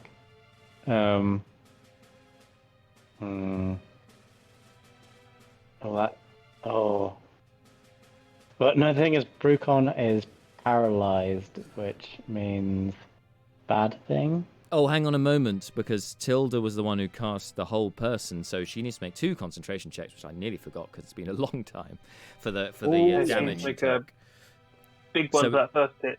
That first hit was 36 damage, which so that DC 18 concentration check, I believe. Yep, it drops. So Brucon no longer paralyzed. Brucon free. Brucon is free. Brucon unchained. Let's go. Yeah, I'm just checking, because I attacked her and freed Brucon from this, does that mean I'm more likely now to be hit by my own allies? It depends if they're aware that you stopped the spell. Look, no, you were saying you had a lot of health and Brucon had a lot of health. Yeah. Let me just check what the area of this spell is. Anticipation is nothing. In one fight. That's a single target, but Do it. Do I go for the one that's an area effect? What? Do what Leo would do. He's died once tonight. Yeah, but Leo wouldn't hurt Seth. Yeah, you died. Justification. Yeah. No, Leo wouldn't. Leo doesn't intentionally mess with people. It's always accidental. I'm gonna fire Eldritch Blast at Morag. Or I'm Okay. going to fire the first Eldritch Blast at Morag. Yep. 10 will miss. Yep. I'll fire a second Eldritch Blast. Oh, burn inspiration on firing Eldritch Blast. No. Come on, Leo, you can do it. Oh, there we go. That's like a 26. Yep. 27. That definitely hits. Roll some damage, please. Yeah.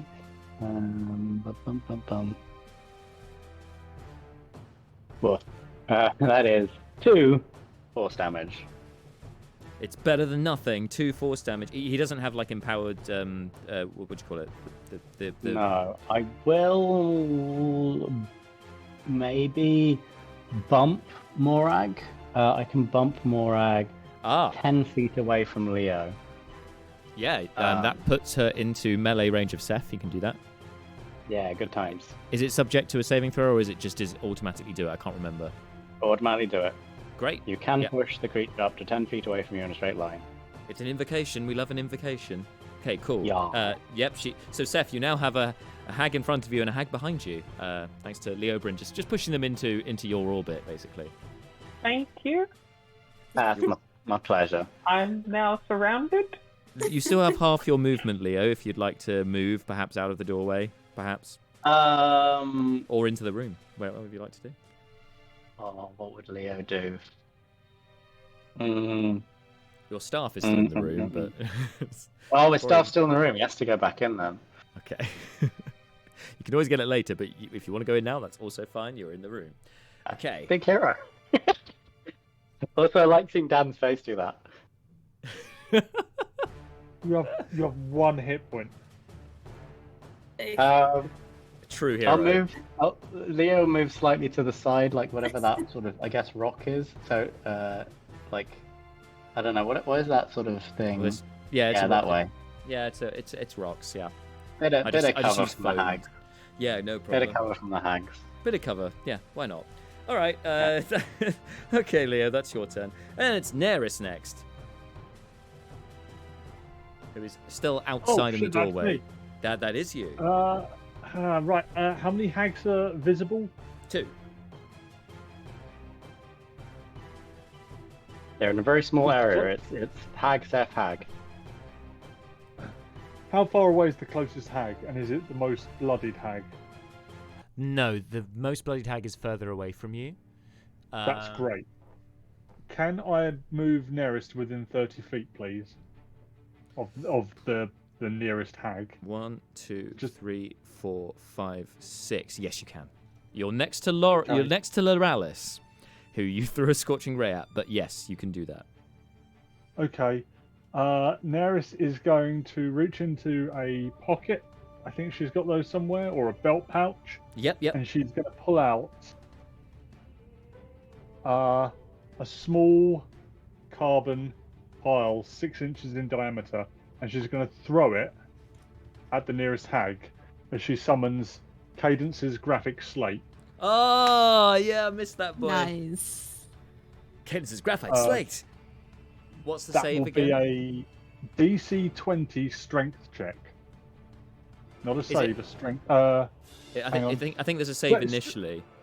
It is a saving throw, yeah. So it's DC 20 strength saving throw. All right. 19. So they're going to use their final legendary resistance, because they share their legendary resistances, the hags, to avoid getting trapped. No more legendary resistances. Not that you'd know that in game, but there you go. And then she's got, with a horrifying appearance, looks over to you. Oh, I haven't been enforcing this with everyone else. Ugh. Anyway, I forgot about her horrifying appearance, but never mind. We'll work on that for next round if she's still alive. But she looks appalled at Neris for trying this. You! Is the slate still there next to her? I think it is, even though it hasn't. I think it's just grabbed it. It's just popped up. Cool. Cool. That's that's your action. Anything else? No. There's the slate. No, there isn't. That's the end of Daenerys' turn. Great. Okay. Then it is in response is the hag's turn. Now, since her horrifying appearance has appeared, I forgot to make people do their checks, but that's okay because that's my bad. So she's going to see what Daenerys tried to do. She's going to back away over this way. She's still within melee range of Seth. She hasn't broken contact. Oh. You knew exactly what I was going to say. Yeah, I did. You just saw like be perk up. It's like, I'm going to back away. Oh, back away from the rogue. Oh, back away, are you? Oh, is that what you're going to do? Okay, sure. She's going to respond to Daenerys, and she's going to cast Hold Person on Daenerys.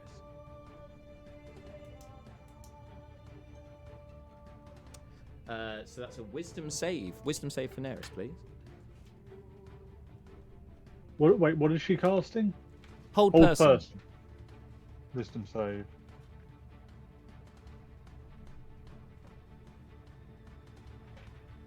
Seven. So, from Daenerys trying to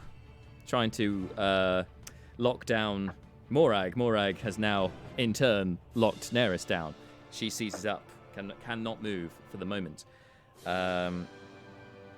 Yes, that is her turn, and then it is up to Etherel, who's been, well, we assume causing some kind of mischief on the ethereal plane. It's now her turn. And she reappears in the room. I just need to double check something very quickly.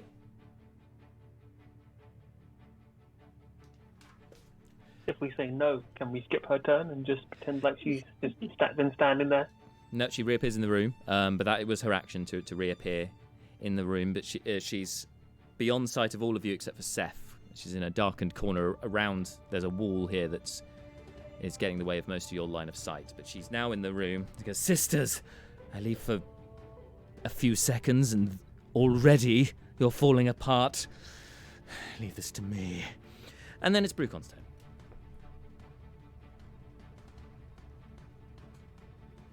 Are you being broken or am I being broken on, James? I don't mind taking it back now that you live again. Go for it. Brucon, see how long I live for. Brucon, you need to make... Oh, no, you've already... Brucon's the only one who has made the wisdom save. Is that right? For the horrifying appearance of Morag. I think that's correct. Yes, he's the only one. The only one of us has made it, and it was him. It was him, yeah. I forgot about it on my turn, yeah. I did. Lucky you. Won't be so lucky next time. I know I've not. So, yeah, Brucon has saved on it. Yeah, so Brucon, is he next to anyone? No. He was He was next to Morag when he was paralyzed, and then she moved away while he was paralyzed.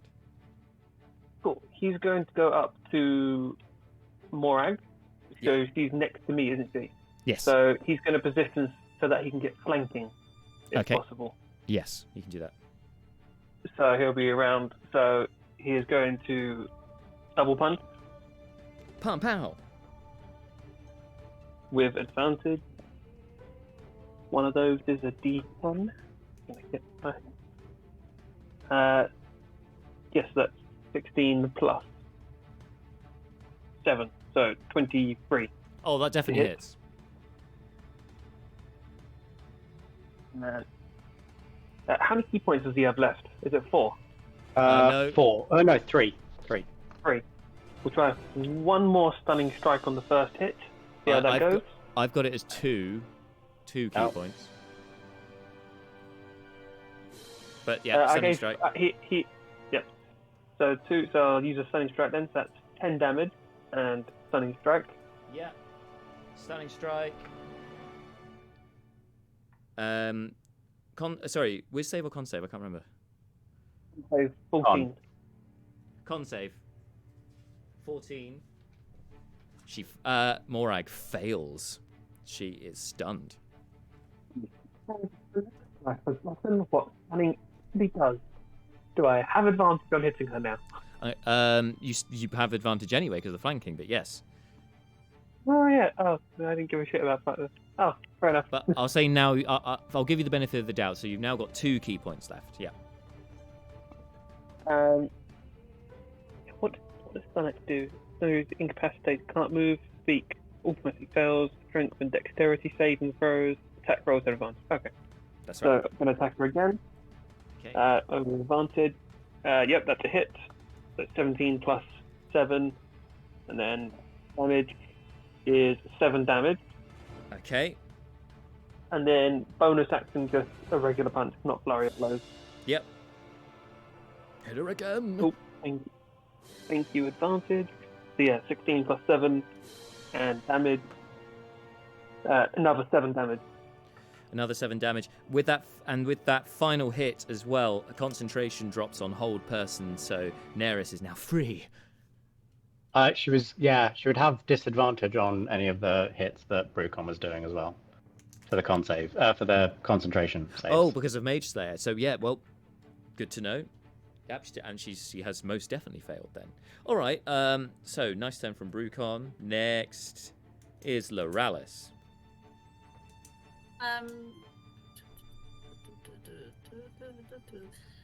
Who's the one in the lilac? That's Morag. Cool. I'm gonna shoot Morag. She's currently stunned, so I don't know if that incurs advantage. Let me double check. Attack You get rolls. advantage. Yeah, advantage to hit. Perfect. Fabulous. Yep. I'm gonna shoot Morag. Do it. 13. With advantage. Oh, with advantage. Hold on. You're welcome. 17. Yeah, that hits. 13 would have missed. That would have been tragic. Roll some damage. 8. Describe to us how you dispatch the first of the hags.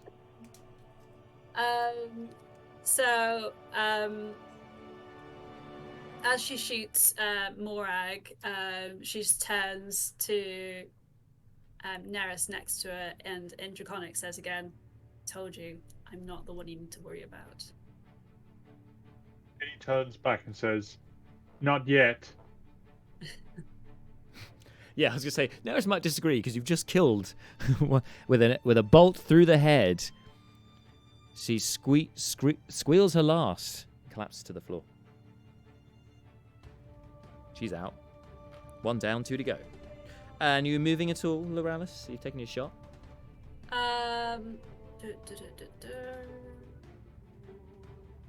Let's move a little bit more to the left. You know where? Yeah, a little bit more left. Right, great. Because then I think I'm in line with With the other Etherel. one. Yeah. I'll put you there. You can just about see her beyond the wall. Oh She'll no, have no, some I don't cover. want Etherel. I don't want Etherel. I want behind the wall. Oh, be able to Tilda. see the other one. Yeah. Sorry, yes, the green hag. Sorry, yes. That one. Yeah, you can. Yes. He still a bit of cover from Seth, but yes, you can see her. All right, cool, nice job, poetic justice. As the warlock turns on her patrons. All right, Malar, you're next. Yeah. Okay. All right. Mallow will say, "Oh, I really do think we should be going." God damn it. Can I see that second hag from where I'm stood?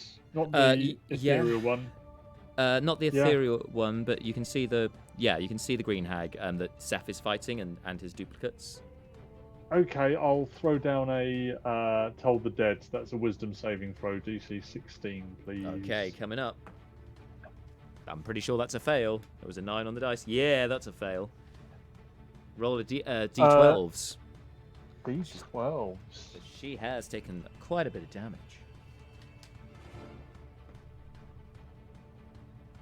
A whopping 6 points of necrotic damage, please. 6 points. Yeah. Even still. She coughs some black Oh. ichor up. Oh, I think I must insist. That's Malal's turn. He's still in the doorway, like, come on, everyone, why is no one retreating? Okay. Like he's actually said we should leave, and everybody's gone into the room. Like the literal, And you said that. opposite. Including Yeah. the person with 1 HP. That is true. Yeah. I'm already in the room. I am excluded from this. There's Rena no didn't wound. enter, she's running. There's no wounded condition at 1 HP. I'm just as powerful as at 13 HP. Uh, The characters you're complaining about. Tilda looks to Seth and his duplicates, not sure which is which, and to Brucon. I guess, you are proving to be more trouble than you're worth. Perhaps you can be a little pet for me. She casts polymorph. Oh, come on. Wow. Interesting. What save is that? Sorry, I'm just looking it up. I said like, oh, that's on the list. Oh wait, how do we do that? So Wisdom she's- saving throw. Inspiration? She's it on is a an wisdom unwilling saving creature. throw. Yep. Wisdom saving throw on Seth, please, as it's you can only Wisdom target one saving creature, throw, I believe. great. Brina has That polymorph. She knows this. Yeah. That is wisdom is a +0, so it all comes down to 1 dice roll. Come on. Unless you've got like a natural 20 on your portent that you want to use to save me. There's an 18 on portent. 18. You want to save me? So Yeah. I'll roll. Yeah. Or am I rolling? I think you can retroactively do portent. Yeah. Cool. I'm pretty I sure I rolled a don't need to 3. know before. You rolled a 3. We'll use it. So just as Seth starts to take on a slightly more rodent-like appearance, suddenly back to life, as seems the fates have twisted in your favor, and you save from the spell, much to Tilda's disappointment because she's just burned their final 5th level slot. Not want to be No. a rat at the end of the fight. They are Brina's hemorrhaging just gonna spell squeak out. She's gonna squeak out. Now you know how it feels. Well, just a thing, I don't know if people enjoy this. Portent has to be before the roll. But Oh no, really? I thought it was after. No, it's a roll replacement. Okay. You have to do it. well, I didn't know that, and I misled you. So I'll let it stand because but I will remember that. We'll try and remember that for next Yeah. time. But yes, It's like inspiration. It's got to be before. it's got to be before like inspiration. Perfect. That would be easy to remember. Okay, thank you. Yep. Thank you, Marshallpedia. Back on form. But yes, it stands. It stands for this. You're fine. Seth, you're still in your elven form. All right.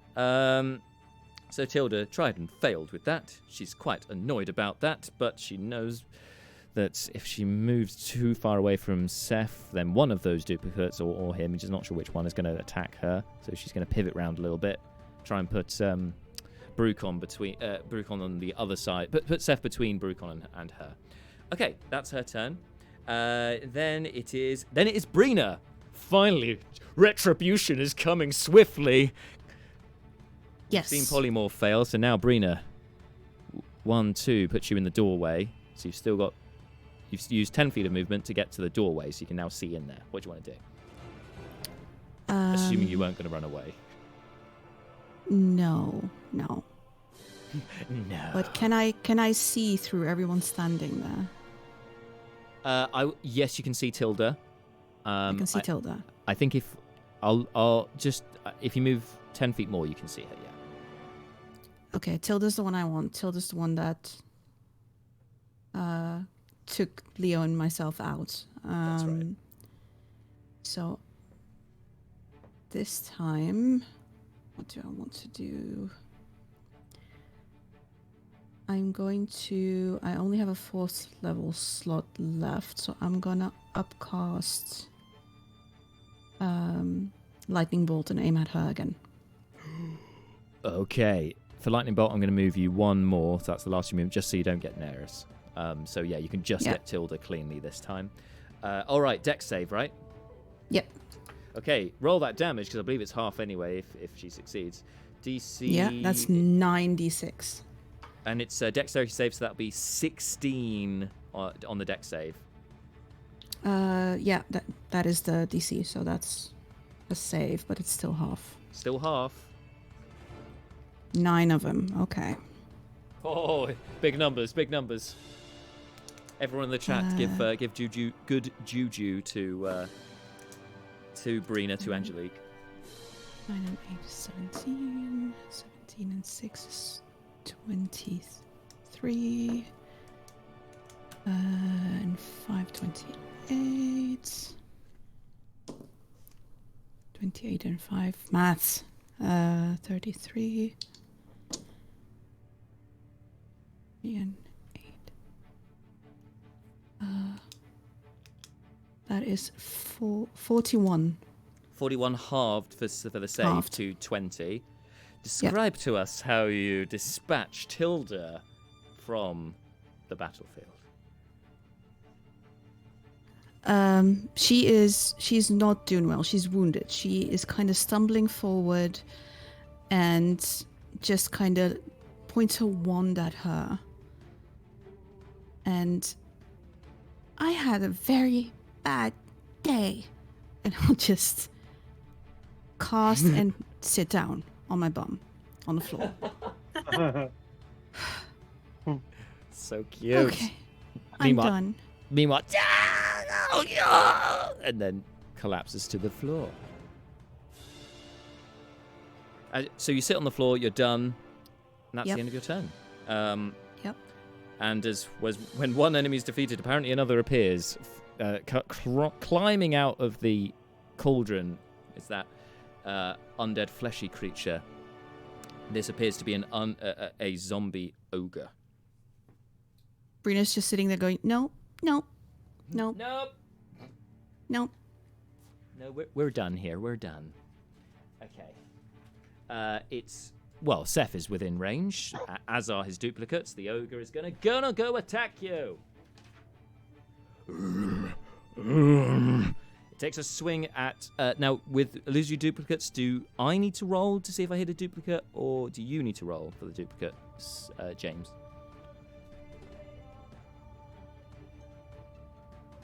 Sorry, I was muted. If you have 3 duplicates, you must roll a 6 or higher, so I believe I roll. Okay. So it makes its first attack. Its only attack, in fact. Sorry, it's an illusionary duplicate.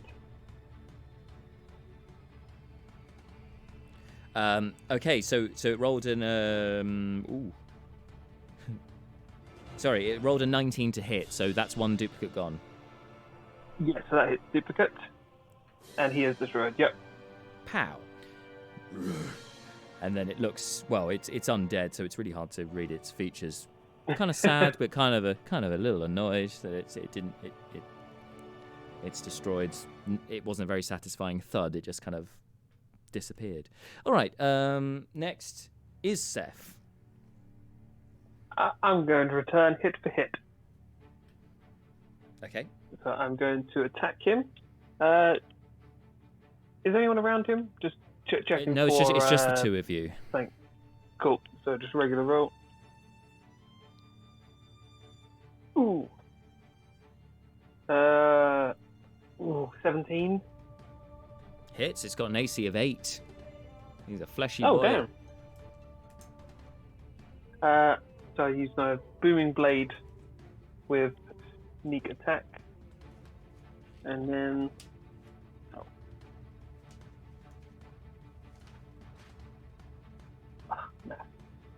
10, 19... 26 damage. And then I'm going to, bonus action, attack again. Okay. Pretty sure you'll hit. And that is...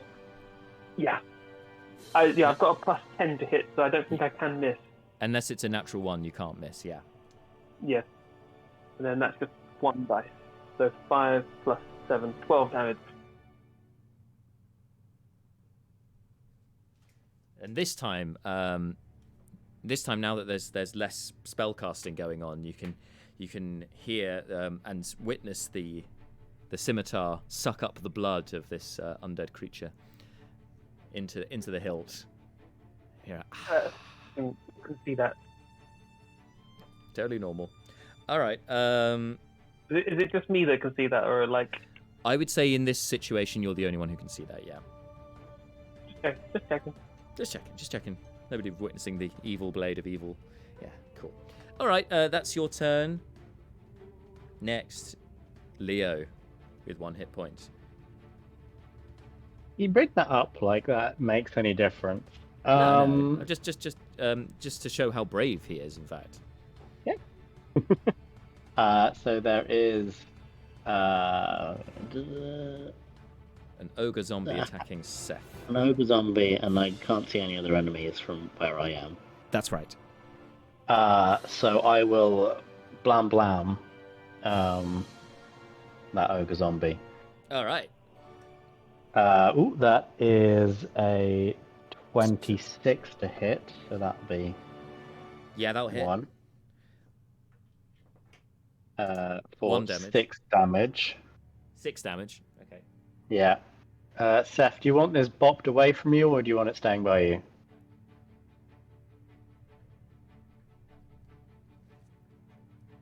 I think if you bop him away, it's forced movement, right? Yeah, forced movement, so I don't get a reaction. So whatever you want. Well, I just didn't know if you wanted to be staying in combat, but sure, I'll leave it. Don't mind. And 22 to hit Yeah, hit it again. for 7 damage. Oh, Leobrin. 13 overall. Back in the swing of it. Let's have a look if anything else would be fun to do. Ah, yes, I'll use my 2-weapon fighting. Oh no, I don't. Yeah, that is. You can move back to where you were. You had to move to get a clear shot, but you can move back. No, I wanna move to where my staff is because I haven't picked that up yet. Okay, yeah. In fact, with the rest of your movement, you can get to that space. Puts you directly in front of Loralys and her Loralys and her heavy crossbow. But yes, you can pick that up. I'll crouch down because I'm going for the staff. So I'm not prone, but I am like kneeling. There you go. Got him crouching. For aim purposes. Yeah. I'll provide light cover for Loralys. Oh dear. I'll be a low barrier. It looks worse with the minis, I'll be honest. But yeah, okay. Yeah, that looks very wrong. Don't you just love Lego minis? All right. Just rotate me the other way. No, hold on. Is he still dreaming? Quite possibly.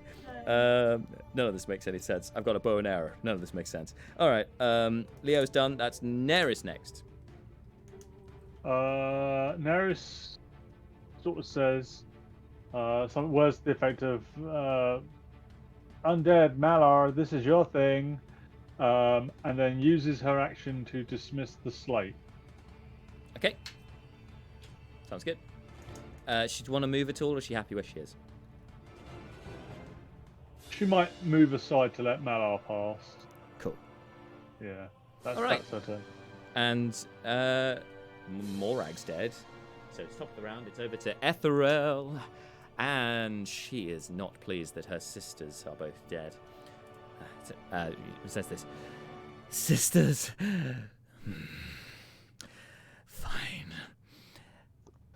If I must be destroyed, I will take you with me. And she gives the evil eyes to Seth.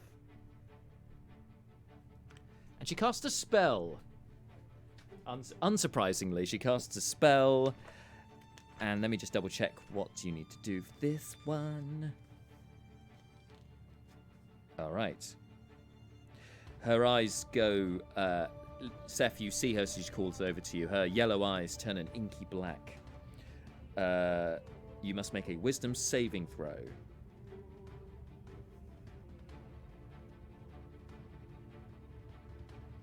Another wisdom saving throw. You couldn't That's pick right. something that I'm good at. I mean, apparently they love wisdom saves. It's the one that I have +0 in. Okay. Don't be a free.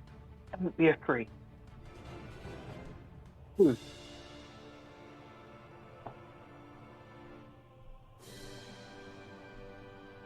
Didn't know if you heard that. I got a 2. You've got a 2. Oh god. Okay. Yep. I was praying for it not to be a 3, and I didn't get a 3. Well, that's nice, sort of. Yeah. That was also the potent roll, so that couldn't have helped. Yeah. Yeah. All right.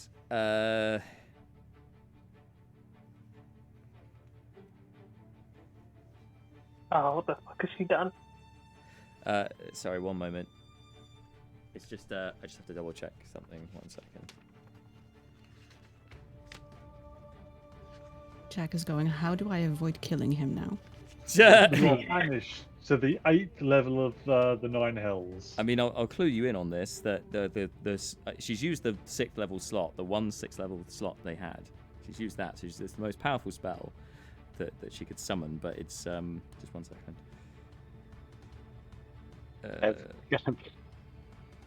Imagine Leo surviving this and Seth not. Oh no. Ooh. You muted, James. Oh dear.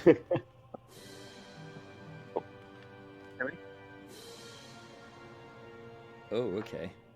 Can you hear me? Yeah, I can hear you. Yeah. Sorry. Yeah. Okay. So I wasn't muted, but for some reason it doesn't like being just a little bit too far back. Do 2 seconds. Sorry, it's one of those spells that are like, oh, it can be a number of things. Oh, that's great. So what does that do? You know what it is when, for a 6th level one that's got options.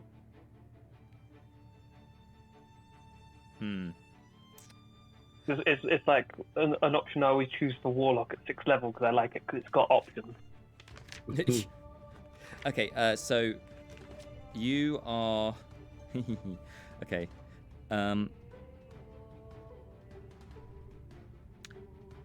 You, Seth, swinging your blade mightily as you do, then start to sort of bend over as you feel sick to your stomach, and you cough up. You see these like maggots fall out of your mouth. Gulp, right? You are currently sickened. You have disadvantage on attack rolls and ability checks. At the end of each of your turns, you can make another wisdom saving throw to make the effect end. But yeah, currently you are sickened as she casts the eye bite spell. All right. Do that? Yeah, not the worst thing in the world. Not damage, but it's Yeah. Inhibitor. All right. That's her turn. She's going to move herself around to be slightly less susceptible to everyone else. Okay. Next is Brucon.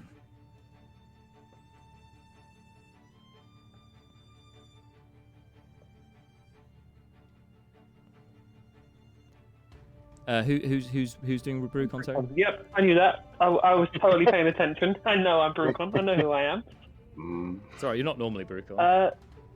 All the enemies are defeated, aren't they? With invisible, because she's hidden around a wall, isn't she? She's hidden around a wall, but Brucon saw her go to the wall from his position. And you've got the zombie, which Seth is engaged with. That'll be fine, probably. So Brucon's going to make his way over to Spellcaster because she's the one that he targeted at the start and has constantly run away. Yeah. So he is going to make his way over there. Can he make it with 45 feet of movement? Yeah, he can. Speeds along to her. She's behind this wall. And he is going to attack regularly. He's going to attack in a regular fashion. Lovely. Yes. Okay. 12. 12 misses.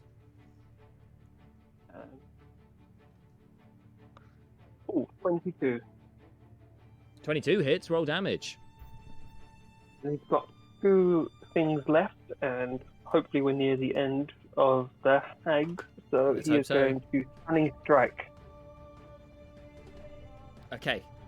Save coming. Ooh. It was a con save, right? Yeah. DC was. DMs dealing wisdom saves. It's a. DC 14. She got This time. 15. Ah, she saves. Okay. And he does 6 damage from that hit. 6 damage. Very nice. Okay. And next attack. He's got a key point left, so a flurry of blows to finish everything off. Okay. hopefully. Final key point. Here we go. Ooh, one is a natural 20, and the other is a natural 1. So I Wow. like to think that we went for both ends of the spectrum for that.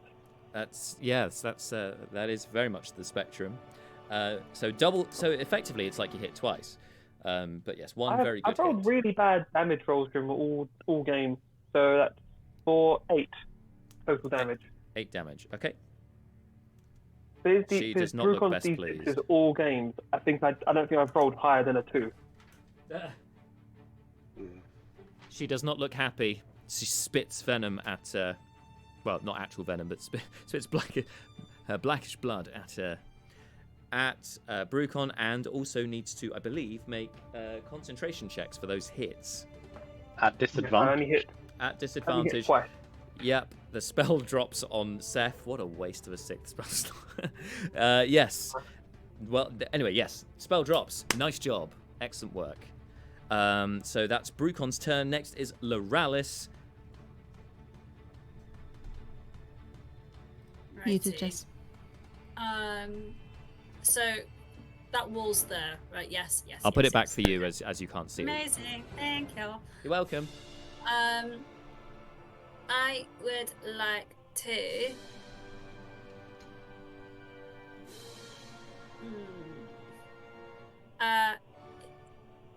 Is Leo like blocking my way? I'm down. I'm on the floor getting my stuff. You can move around him, definitely. Amazing. Okay, so I'm gonna move around him so I can see Etherol. Etherol? That's right. Yeah, you could, and then with your movement, you can see her. Ooh, but it would put you within. Hang on. No, you don't have to be within melee of the zombie. Yeah, you can poke around the wall actually, which is quite nice. Okay. Brucon's in Cool. front, so she has some cover, but you can certainly see her if you wanted to attack or spell or Amazing. whatever you want to do. Yeah, I'm just going to shoot her.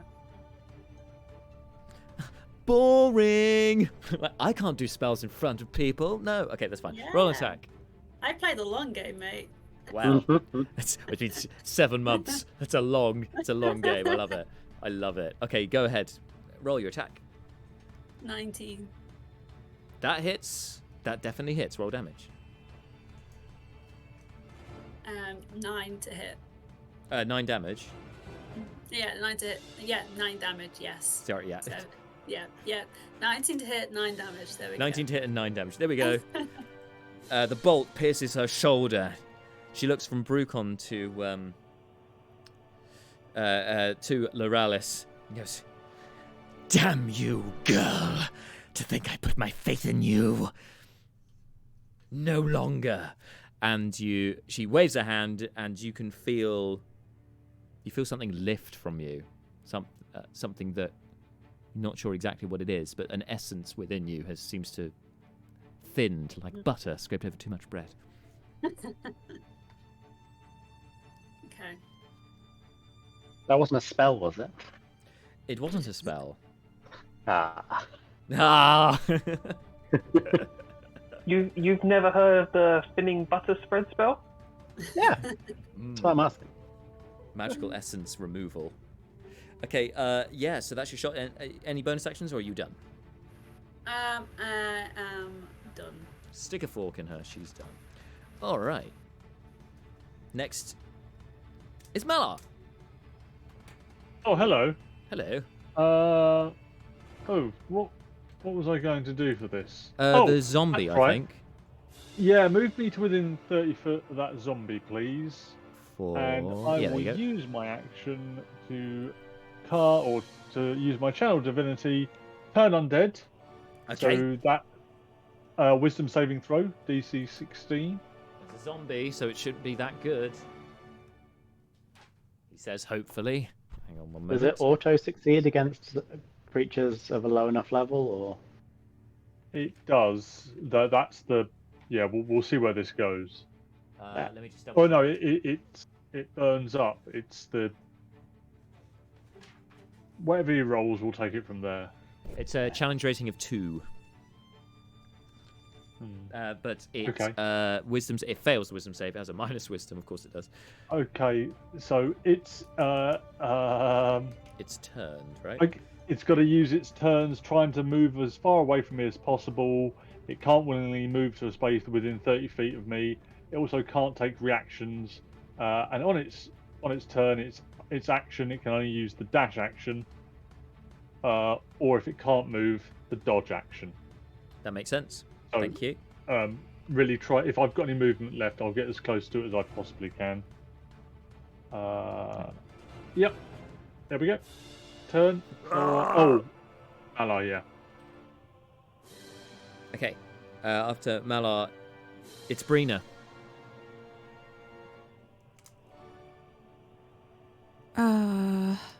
Brina's just sitting on the floor and she's just looking around her and she's so over it all. Can she, from her position, see the ogre? Yes. Loralys is kind of in the way a bit, but you can see. Okay. She's just gonna. Okay. Get on her feet. And aim chromatic orb at it. Okay. Make an attack roll, please. Yes. AC of 8, so I'm fairly confident you'll hit. Yeah. Let's go for lightning. That used to give her good luck in the past. Okay. That is a 16 to hit, so yes. Yep. Yeah. 3d8. Ooh, nice. 18 damage. Ooh, very nice. Yep. Lightning damage strikes into it. And it was already about to turn away from Malar and Seth and co. Then you strike it with this lightning shattering its shoulder. Bits of its flesh and bone explode off of it. Yeah, in that direction. Nice. Are you moving any more at all? She nods to herself. Okay, she did that, and she's gonna plop back down. Okay. It's its turn. It's going to try and run away. Seth, you can make an opportunity attack, I think, if you'd like.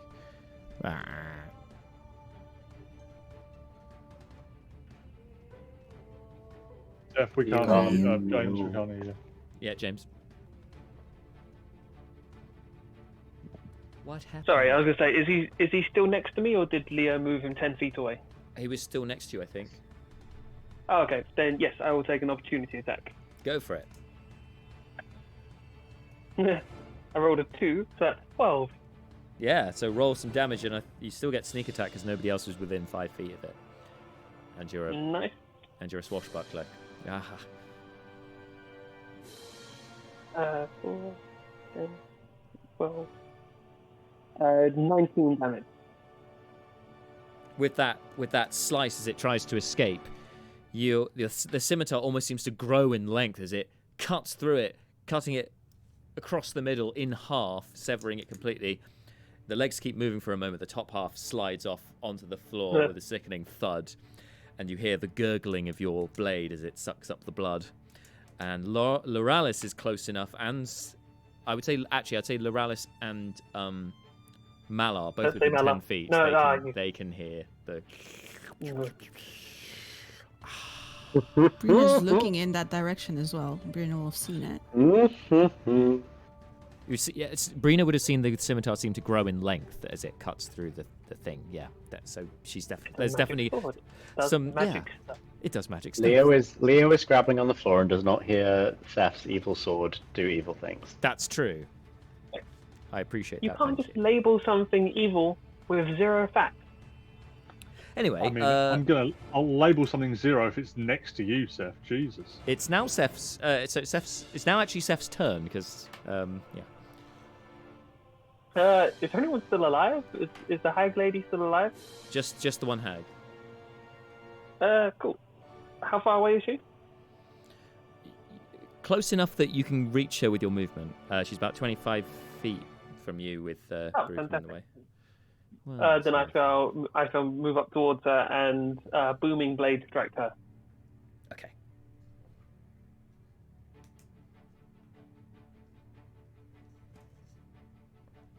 That is a 29. Surprisingly misses. No, that hits. 29 to hit. Whew. 6, 10, 17, 24 damage. 24 damage. Haha.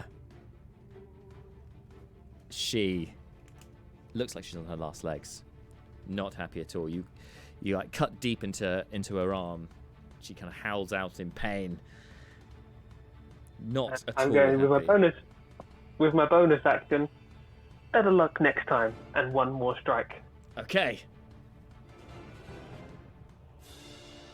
24. Hits. Come on, enough damage. 10. 10. Okay. Whoa. Again, cut into her, and she's still standing, but barely. You betrayed me. She's now talking directly at Loralys, ignoring the rest of you. You betrayed me. Though I may leave this place, I will forever haunt you, wherever you go. Know that Ethereal follows you. Seth, I take it you're not moving at all from there, because you've got about 5 feet of movement left. Really. Or I will move slightly to the side if it allows people to get like line of sight. Like I'm not going to stand in the way of all these people throwing fireballs at me. Yeah. So yeah, just move slightly to the side so there's enough space for people to attack. You basically no point in moving actually in that situation. She's in a bit of a corner. Okay, next is Leobrin. All right, I pick up my stuff. Yay! Pick up the staff. And we only get one action in D&D, so... But picking up your I staff, have my I would stuff. say I'm going to count that as a free action, like drawing a weapon. So. Aw, thank you. You're welcome. Just going to let you know that you're probably going to lose my camera in a second because it's slowly running out of battery. So I've probably got a few seconds left of battery being. Enjoy the visual feast of James while it lasts. Plug it in. Okay. There was a wall, wasn't there? Yes, So I have to move. Yes. Leobrin moves around to see the enemy that everyone's fighting. Yes. And then there's only one left. That's right. We might as well go all out. Okay. Go on then. Although, wait. What's this one look like? Is this the... This is Ethereal, the purplish hag that visited you in a dream. I'm just working out. No, we'll do it. It's alive. I'm sure it'll damage. I don't roll. What am I doing? I'm not grabbing a die. I cast Blight. Blight. On All right. Ethereal, which is a Constitution saving throw, DC 16. DC 16 con save. Okay, here we go. She's got a +3 on con. It was a 5. So it's 8. With a 5 on the die. 5 on the die, so 8 in total. That's a fail. That is a fail. Blight her. Oh, mighty blight her.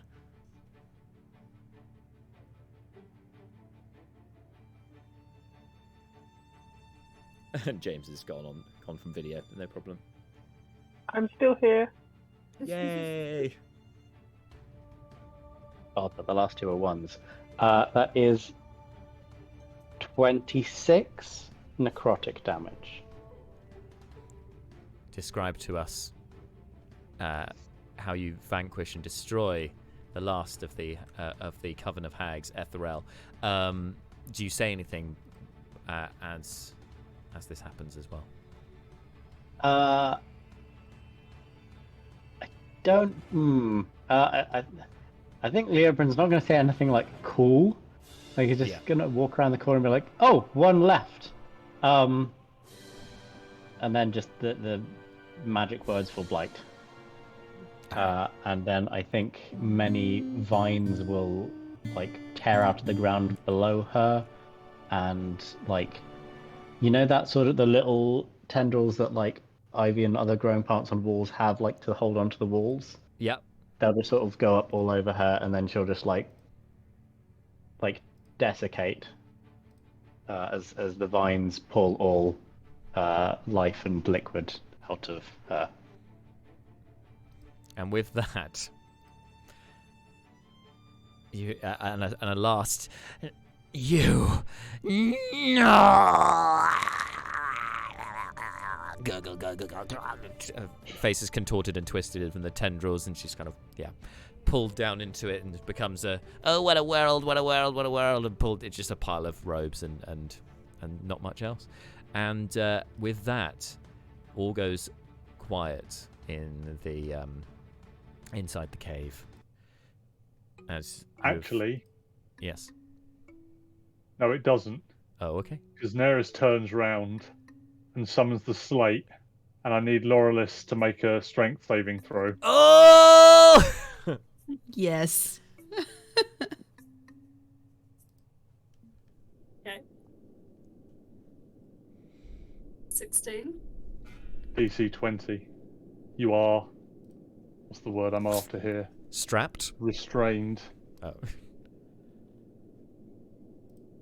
And then she summons with a bonus action Shadow Blade and walks over and says, I think you have some questions to answer. And sort of puts the blade up under her neck, and then we can deal with that next time. So Neris looks like she's going to be interrogating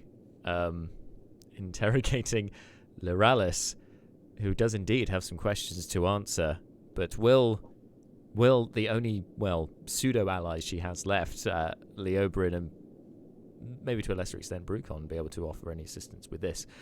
I guess we'll find out next time. That's probably a good time to leave it. Like as you say, we'll deal with this next time. Power move. Thank you, 3 kobolds in a coat. Enjoyed that. So, wow. A long ass combat session. What a welcome back. Happy 2023. Thank you so much at home for watching. In March, I know. Better late than never. Oh God, it's good to be back though. Guys, thank you so much for playing, and I hope it's been I was going to say a warm welcome back, but at the same time, those girls were not particularly pleasant, both in a meta sense and in an in-game sense. But I hope that hasn't sent you running for the hills, at least. No.